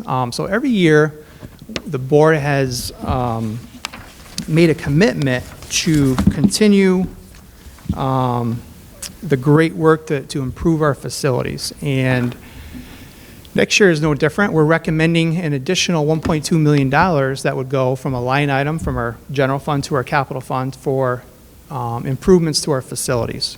And we've done an outstanding job with on the heels of the bond project that was just absolutely transformed the district and the facilities. But we know there are still more things that we need to accomplish. So I think it's a kind of a good story to kind of show the board and the public that, hey, this is what we've been doing with those transfer to capital monies. And Dr. Will, feel free to jump in at any time because you have a good perspective on this as well. But in the current year, in all of our buildings, we've done significant improvements last summer right through a current project that we're working on at Preston. So at the Harrison High School, we totally renovated the tennis courts, which look absolutely beautiful. They're state of the art. I would rival those tennis courts with any in the area or even any college campus. So that'll be there for decades and something to be proud of. The fire alarm system was upgraded. High-speed internet upgrade happened at the high school. The middle school here got a really nice refinish and upgrade at both of our gymnasiums. So they were painted, the floors were refinished, so they look fantastic. We were able to do some paving upgrades for the basketball courts so kids can play at recess and have a good time. And the field parking where individuals park to walk over to the field area was resurfaced, and also the driveway where parents pull in and staff also park. So those were good upgrades. The Purchase Elementary School saw some air conditioning in the gymnasium and also new sidewalks in the front, and they turned out fantastic. The Parsons Elementary School, we have some Parsons people here, and I know they think highly of this space, but we were able to renovate a kindergarten room right when you walk in the front door, right to the right. Really kind of a cool renovation. We took some space over that we didn't think we could really pull off, but it was really an awesome renovation, and I think it's very well positioned there. At the Preston School, again, we're doing some courtyard and drainage improvements. I've been reviewing this, and we do get some water infiltration into the gymnasium from that courtyard that separates the portables from the building. And we're doing a total renovation there. I think it's really going to improve that whole area and the drainage, and we're going to eliminate, hopefully, the water from coming into the building. Harrison Ave, we saw improved access to the elevator. Obviously, the elevator was the last piece of our bond project, but we had some ramping that we were able to do and some playground repairs. So we do plan to do some additional things at Harrison Ave, which I'm very excited about. We'll get into that in a minute. So more to come on that. And district-wide, as we do every year, the technology has really been a priority for us, trying to replace smart boards, interactive TVs wherever we can, so that individuals are busy with the technology staff every summer to try to use that time to really replace all those stations that we have in our instructional spaces. I leave anything out, Dr. Wall, on that? No, that was a great summary, Tim, and I'm really excited to talk about the next slide, too. So the year ahead. So again, as I said, we're really going to try to increase the allocation for our capital improvements. So we spend approximately about $800,000 every year as a transfer to capital. We're planning to increase that by $1.2 million for a total of about $2 million. And these are some of the things that we have on our list that we're very excited about. So obviously one of the things, and Dr. Will, you're really good at explaining this, but the accessibility at Parsons is an issue. It has been for a while. So I'm happy to take this one. It's been a long-standing challenge. The Parsons building is a historic building. That the board knows that. It's on the historic register, and it's an artifact of 3 different renovations, and Mark and I have been waiting on this one for a long time. Even though we put an elevator in the new wing, those of you that know the Parsons School, there's almost like a raised floor that connects the two sections. And so the elevator is only accessible on one side of the building because of this giant bridge. So this year, working with our architects, but a lot of this work is going to be done in-house, we're literally lowering the floor to make that area level, and it'll make the entire second floor and first floor in that building completely handicapped accessible, as well as the 3 levels below. The cafeteria and the gym actually has 2 stops because there's a stage and a gym. So the entire building, which was built in 1890, will now be handicapped accessible except for one section of the 3rd floor. So it just says improve accessibility at Parsons, but it's way more involved than that, and we're really excited about it. Actually, some of our electrical work in-house has already begun. Doesn't tell the whole story, you're right, but it's a very involved process, and I appreciate Mr. Woodard and his staff giving us the ability to get in there and do some of the things now, because as soon as school is out, we plan to go in there and really complete a lot of this work. So that'll be interesting. A lot of hallway and classroom floor tile replacement, and you see the schools there. But this is one of the things I'm pretty excited about, because you walk down some of the hallways, and some of the floor tiles are weathered, and they are you can tell they've been there a while. So I think a fresh floor tile in the classrooms and in hallways is really going to brighten up a lot of the spaces in all of our buildings. A lot of Parsons stuff on here tonight. Parsons gym window replacement, that's something on our radar. Parsons partial roof replacement. We got a section of that building that has seen some leaks, and we think we've isolated it, but it really does need to be replaced. Preston, we're hoping to do some ventilation and air conditioning in the auditorium. And of course, we're always trying to look at classroom renovations, ceiling tiles, floors. There's some spaces in the high school that we plan to kind of reimagine and see if we can utilize those spaces that better suits some of the things that the students are working on currently. And again, we just like to recap some of the CRESA and the ARP funding. These are funds from the federal government as part of the CARES Act of 2021. And we are in the process of receiving approval from the State Education Department, but air conditioning some classes at the Harrison High School and the large gymnasium are the areas in that building. The Harrison Ave Elementary School and the auditorium plans to have air conditioning. In the LMK second floor in this building is something that's a little bit more involved, but it's going to be a real benefit to the students, especially in those seasons right in September, June, May, when it gets a little hot. That's going to take a lot of the pressure and the relief off some of those hot classrooms. Two of the other things I want to point out on that are really helpful at our high school. Our high school does a lot of testing on site, whether it's IB testing, SAT, PSAT, and we have a small gymnasium that's air conditioned.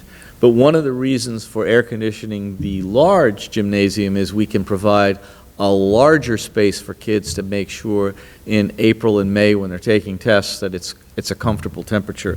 And the other benefit, we're air conditioning the new wing of the high school. It's called the Rose Garden wing, where all the math classes are, because once we do that, we can run our high school summer school program on site at Harrison High School. Currently, we have to run it in the portables here at the middle school. It's much more beneficial for those kids to go to their own school because Ms. Bukema and much of the administrative staff is housed there all of the time, including in the summer. So there are other benefits to these upgrades. And the completion of these projects, Tim, will give us multiple large ventilated, air-conditioned spaces in all of our schools. So we're excited about that.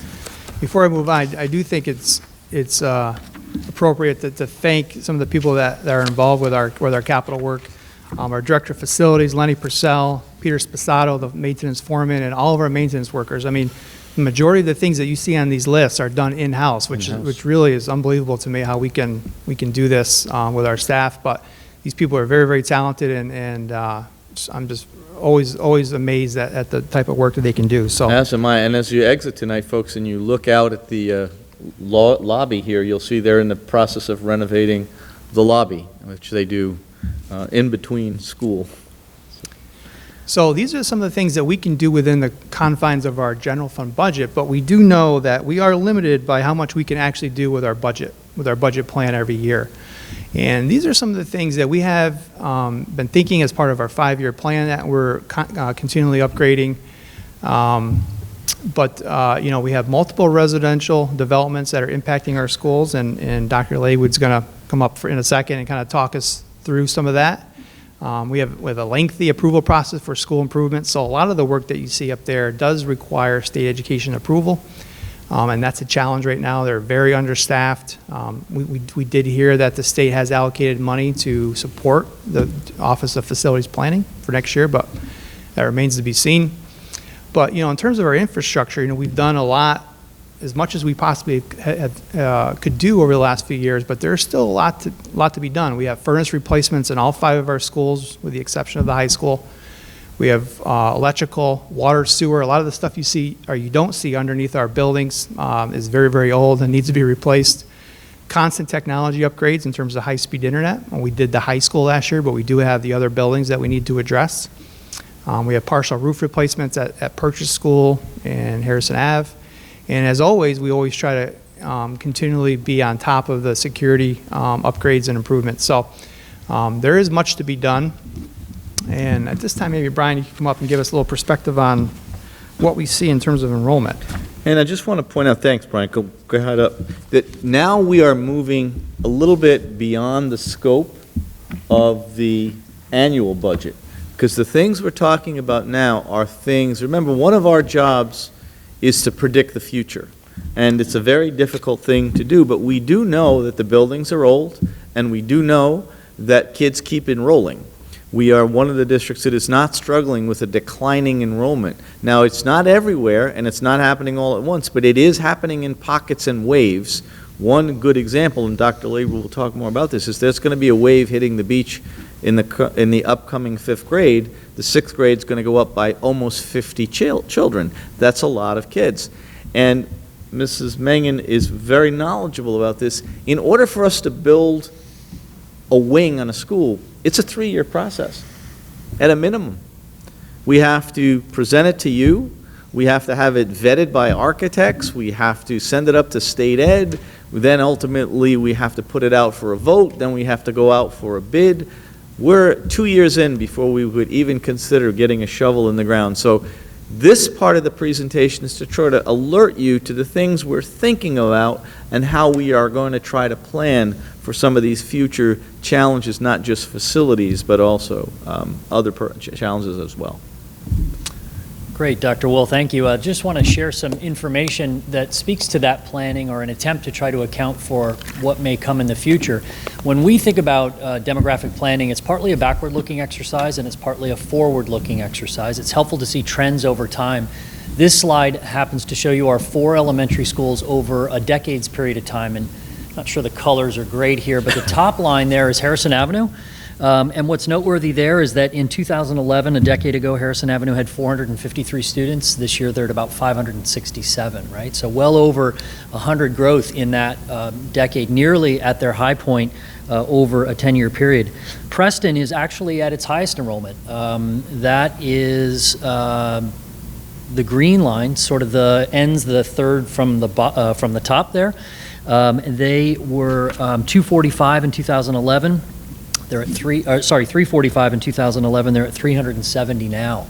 And we struggle with that because we obviously are very attentive to class size, but we're also mindful that we just don't have a lot of new instructional space, right? So even after in some schools we were successful in adding instructional spaces with the bond, we're mindful that as we accommodate growth in enrollment, it's about class size, but it's also about class space, just literally having the rooms where we can host classes.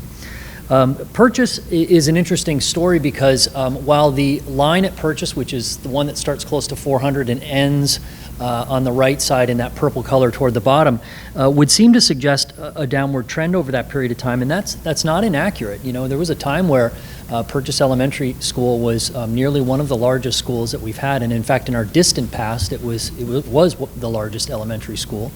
But what's interesting about Purchase is that just in the last year, it's witnessed about a 10% increase. And that's going from about 301 students to 330 students. And as I'll share with you in a moment with another slide, we think that that pattern will continue.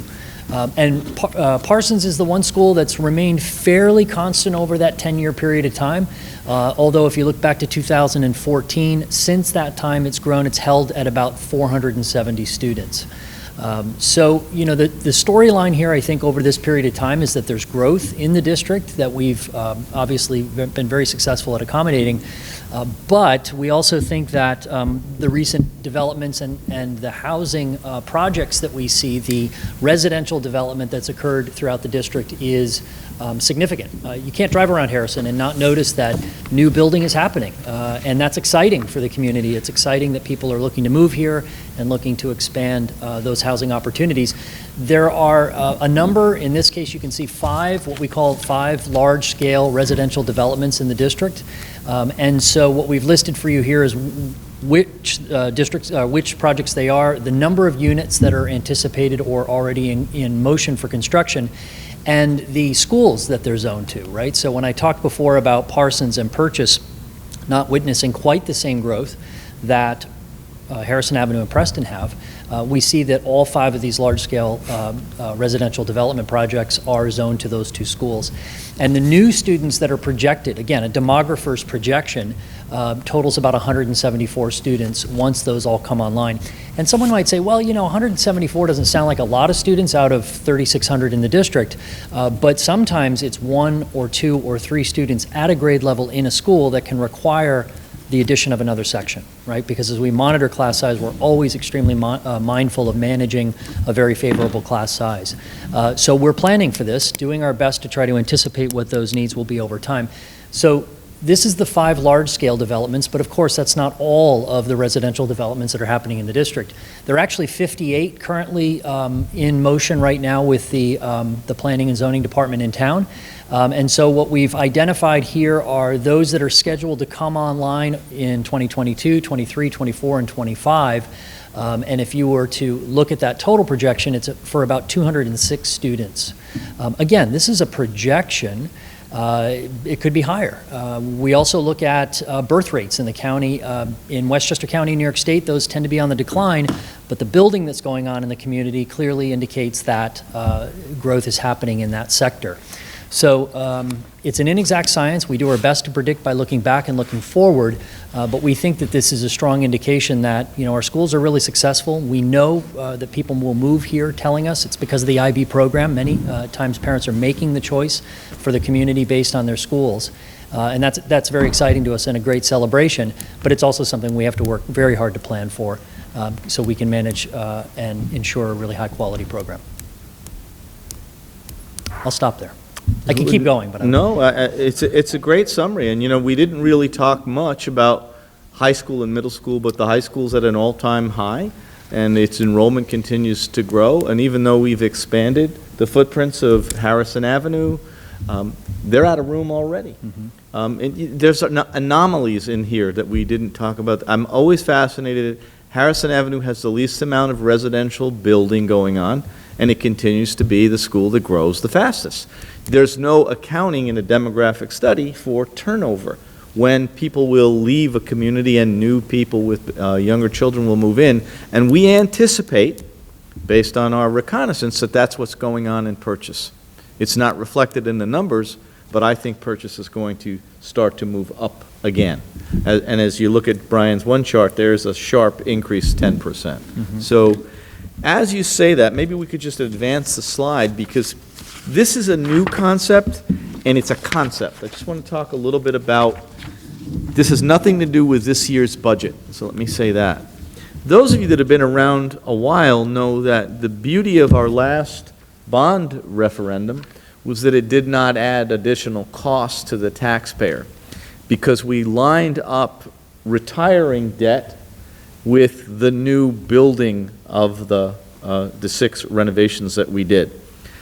So we, again, are trying to plan ahead for what we think will be some pretty prodigious growth over the next few years. But in addition, as Tim mentioned, some of the infrastructure projects on our list are pretty big. Adding furnaces in 5 buildings, replacing roofs, doing sewage work, all of those things are very difficult to do in an annual budget. So we are permitted, with taxpayer permission, to create a reserve that if we have a good year and we do better than we anticipated, we come in ahead of our budget plan, we could take that money and put it in a capital reserve. And over several years, we could build that reserve without adding to your taxes. And at some point, we could say, okay, we have now enough money, let's say, to repair 3 furnaces. We would then be able to say to the board, do you want to do that? If they said yes, we would put it out to a vote, and you would say, yes, you may use that reserve to do those repairs. We haven't reached the point of saying that that's what we should do, but I'm trying to say to the board and to the community that as many tools as we can put in our toolbox to keep your taxes at an even level and to maintain facilities and to prepare for the likely growth that's going to happen in the school system, because it's very good, needs to be planned for thoughtfully, and we need to start now, because as I mentioned to you, to get a shovel in the ground on a project can take as many as 3 years. And if you looked at the build-out that Brian gave you through 2025, we're in 22. That's 3 years. We wouldn't make 25 right now. We would struggle to make it. And so I'm asking the board tonight to start to think about this concept of a capital reserve fund. So I'm going to ask Tim, if you wouldn't mind, just to go into a little bit more detail, but that's kind of the big frame. Yeah, I won't read all these to you, but you know, what I think about is if we had to make immediate changes to our infrastructure in a moment's notice based on an enrollment increase, you know, what would we do? Where would we get those funds? In many districts in our area, in fact, this is a very recognized methodology that districts in our area use. We haven't quite took that next step yet, but 25 of the 37 districts in Westchester County utilize the Capital Reserve Fund, and 3 more are going to be asking their voters to approve a reserve fund this year. So that's 75% of districts in Westchester County utilize the Capital Reserve, and as Dr. Wool said, it's for planning for the future. So it's just like your house. You could think about, you know, if you had a boiler you needed to replace, you could either go out and borrow for it, or you could set some money aside every year, and then when you got to the point where your boiler failed, as mine is doing actually as we speak, you know, you have those funds available and you don't have to borrow. So I think it's something that it's something that we should consider, as Dr. Wool said, another tool to give us flexibility for the future. So how is it funded? As Dr. Wool said, any monies that are unspent at the end of the year can go into a capital reserve. Voters have total discretion. This is the one reserve fund that the voters have direct say in how to use. The Board of Education utilizes reserve funds and all the other allowable reserves. This is the only one, though, that the voters get the total say. They have the ability to approve the amount that goes into the reserve, and then they have the ability to approve the amount that gets spent from the reserve. So there's total protection from a taxpayer perspective. But these are for things that we would do anyway in terms of boiler repairs. Let's go to the next page here.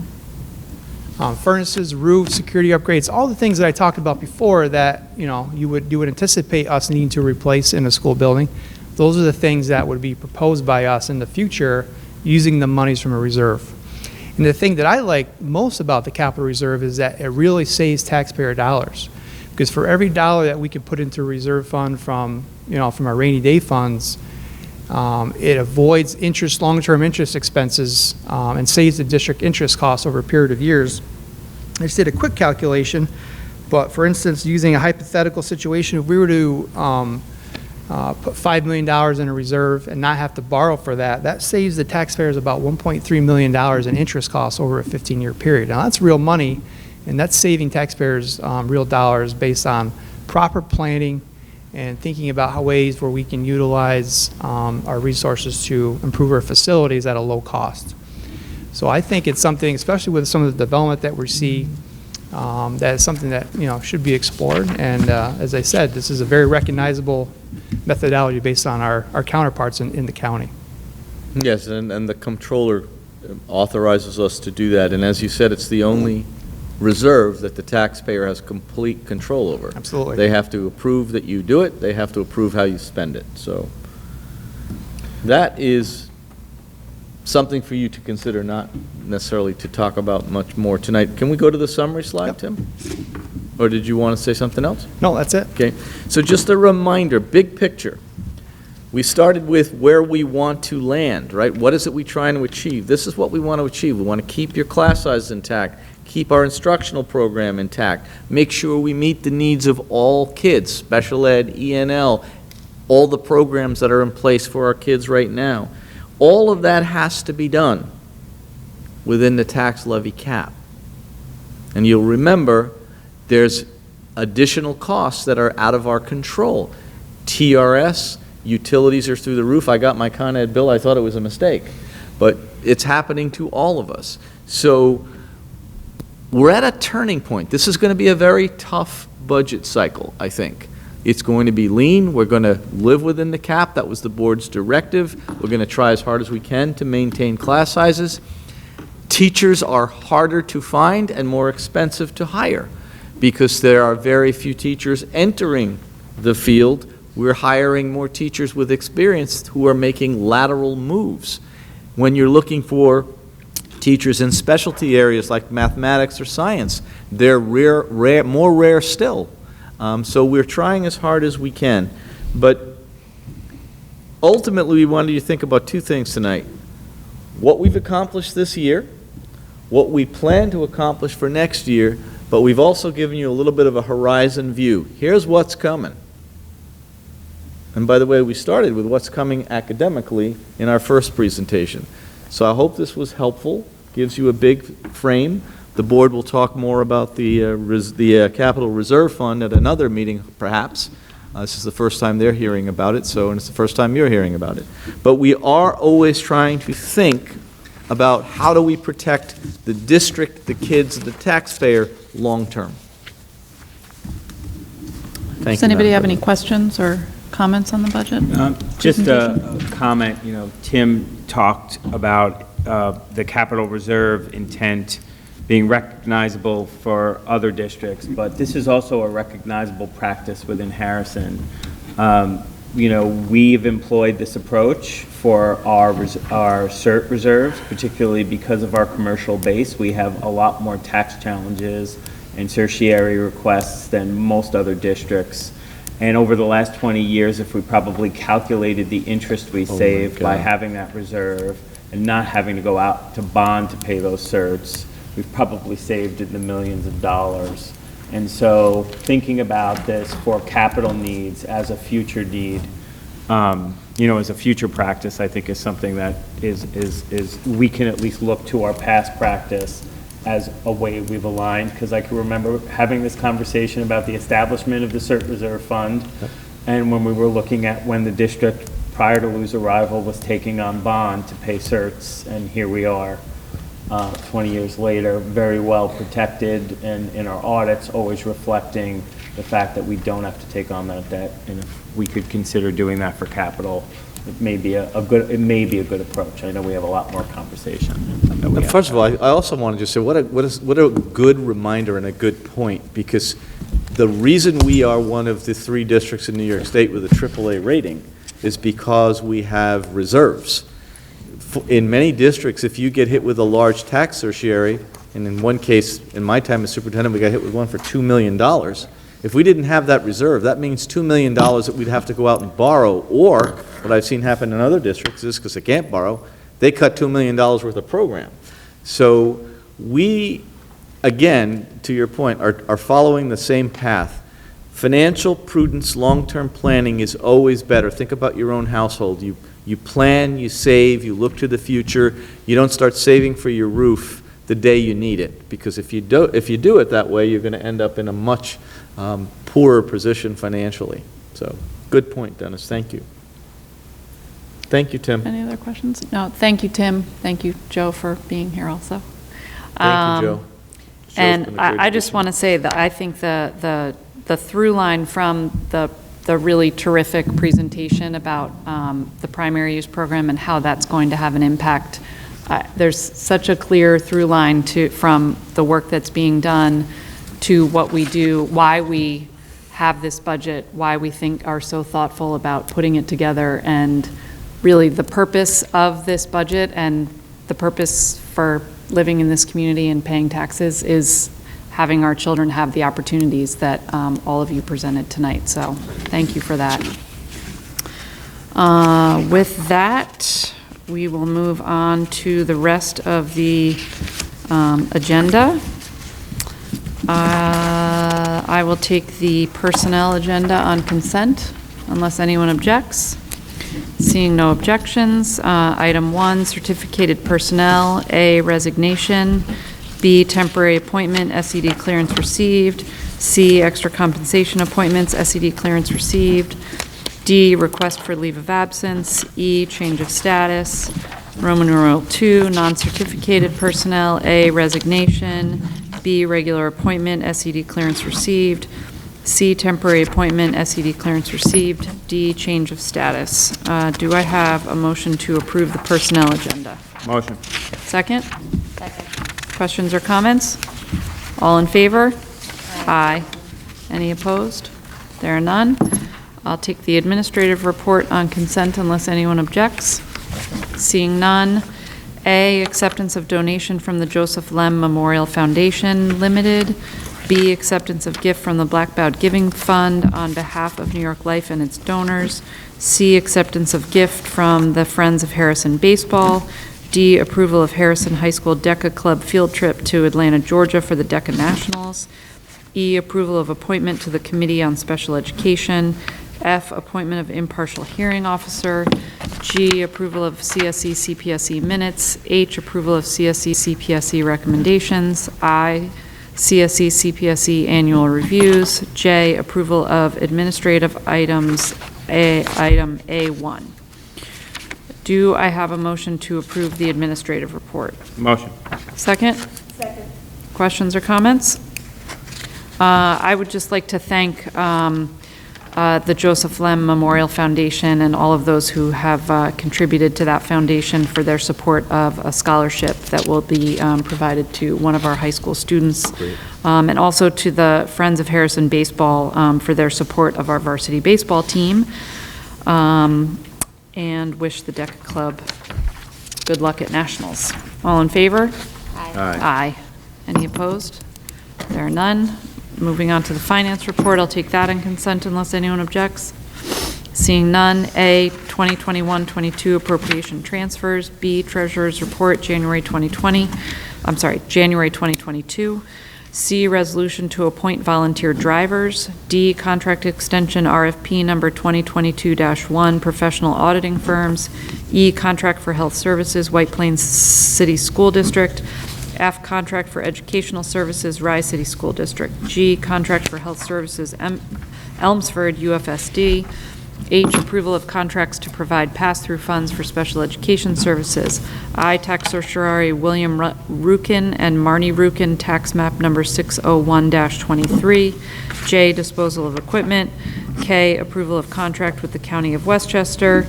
L, approval of finance and facilities reports, items A through K. Do I have a motion to approve the finance report? Motion. Second? Second. Questions or comments? Question on item L.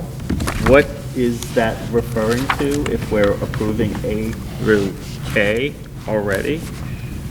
Yeah, I was confused about that also. Okay. It's just a board docs anomaly. Oh, So we're only voting on A to K? Yes. okay, great. Thank you. Sorry, we have a new system for receiving information to the board, and it kind of puts this together, so we will clarify, but thank you. Okay. Thank you for asking. Good I was a point. little confused. Good pickup. Okay. All in favor? Aye. Aye. Any opposed? There are none. Thank you very much. That concludes the March 9th, 2022 regular meeting. Our next regularly scheduled business meeting will be March 23rd, 2022, here at the Lewis M. Klein Middle School. Thank you very much. Do I have a motion to adjourn the meeting? Motion. Second? Second. All in favor? Aye. Any opposed? No. Thank you very much.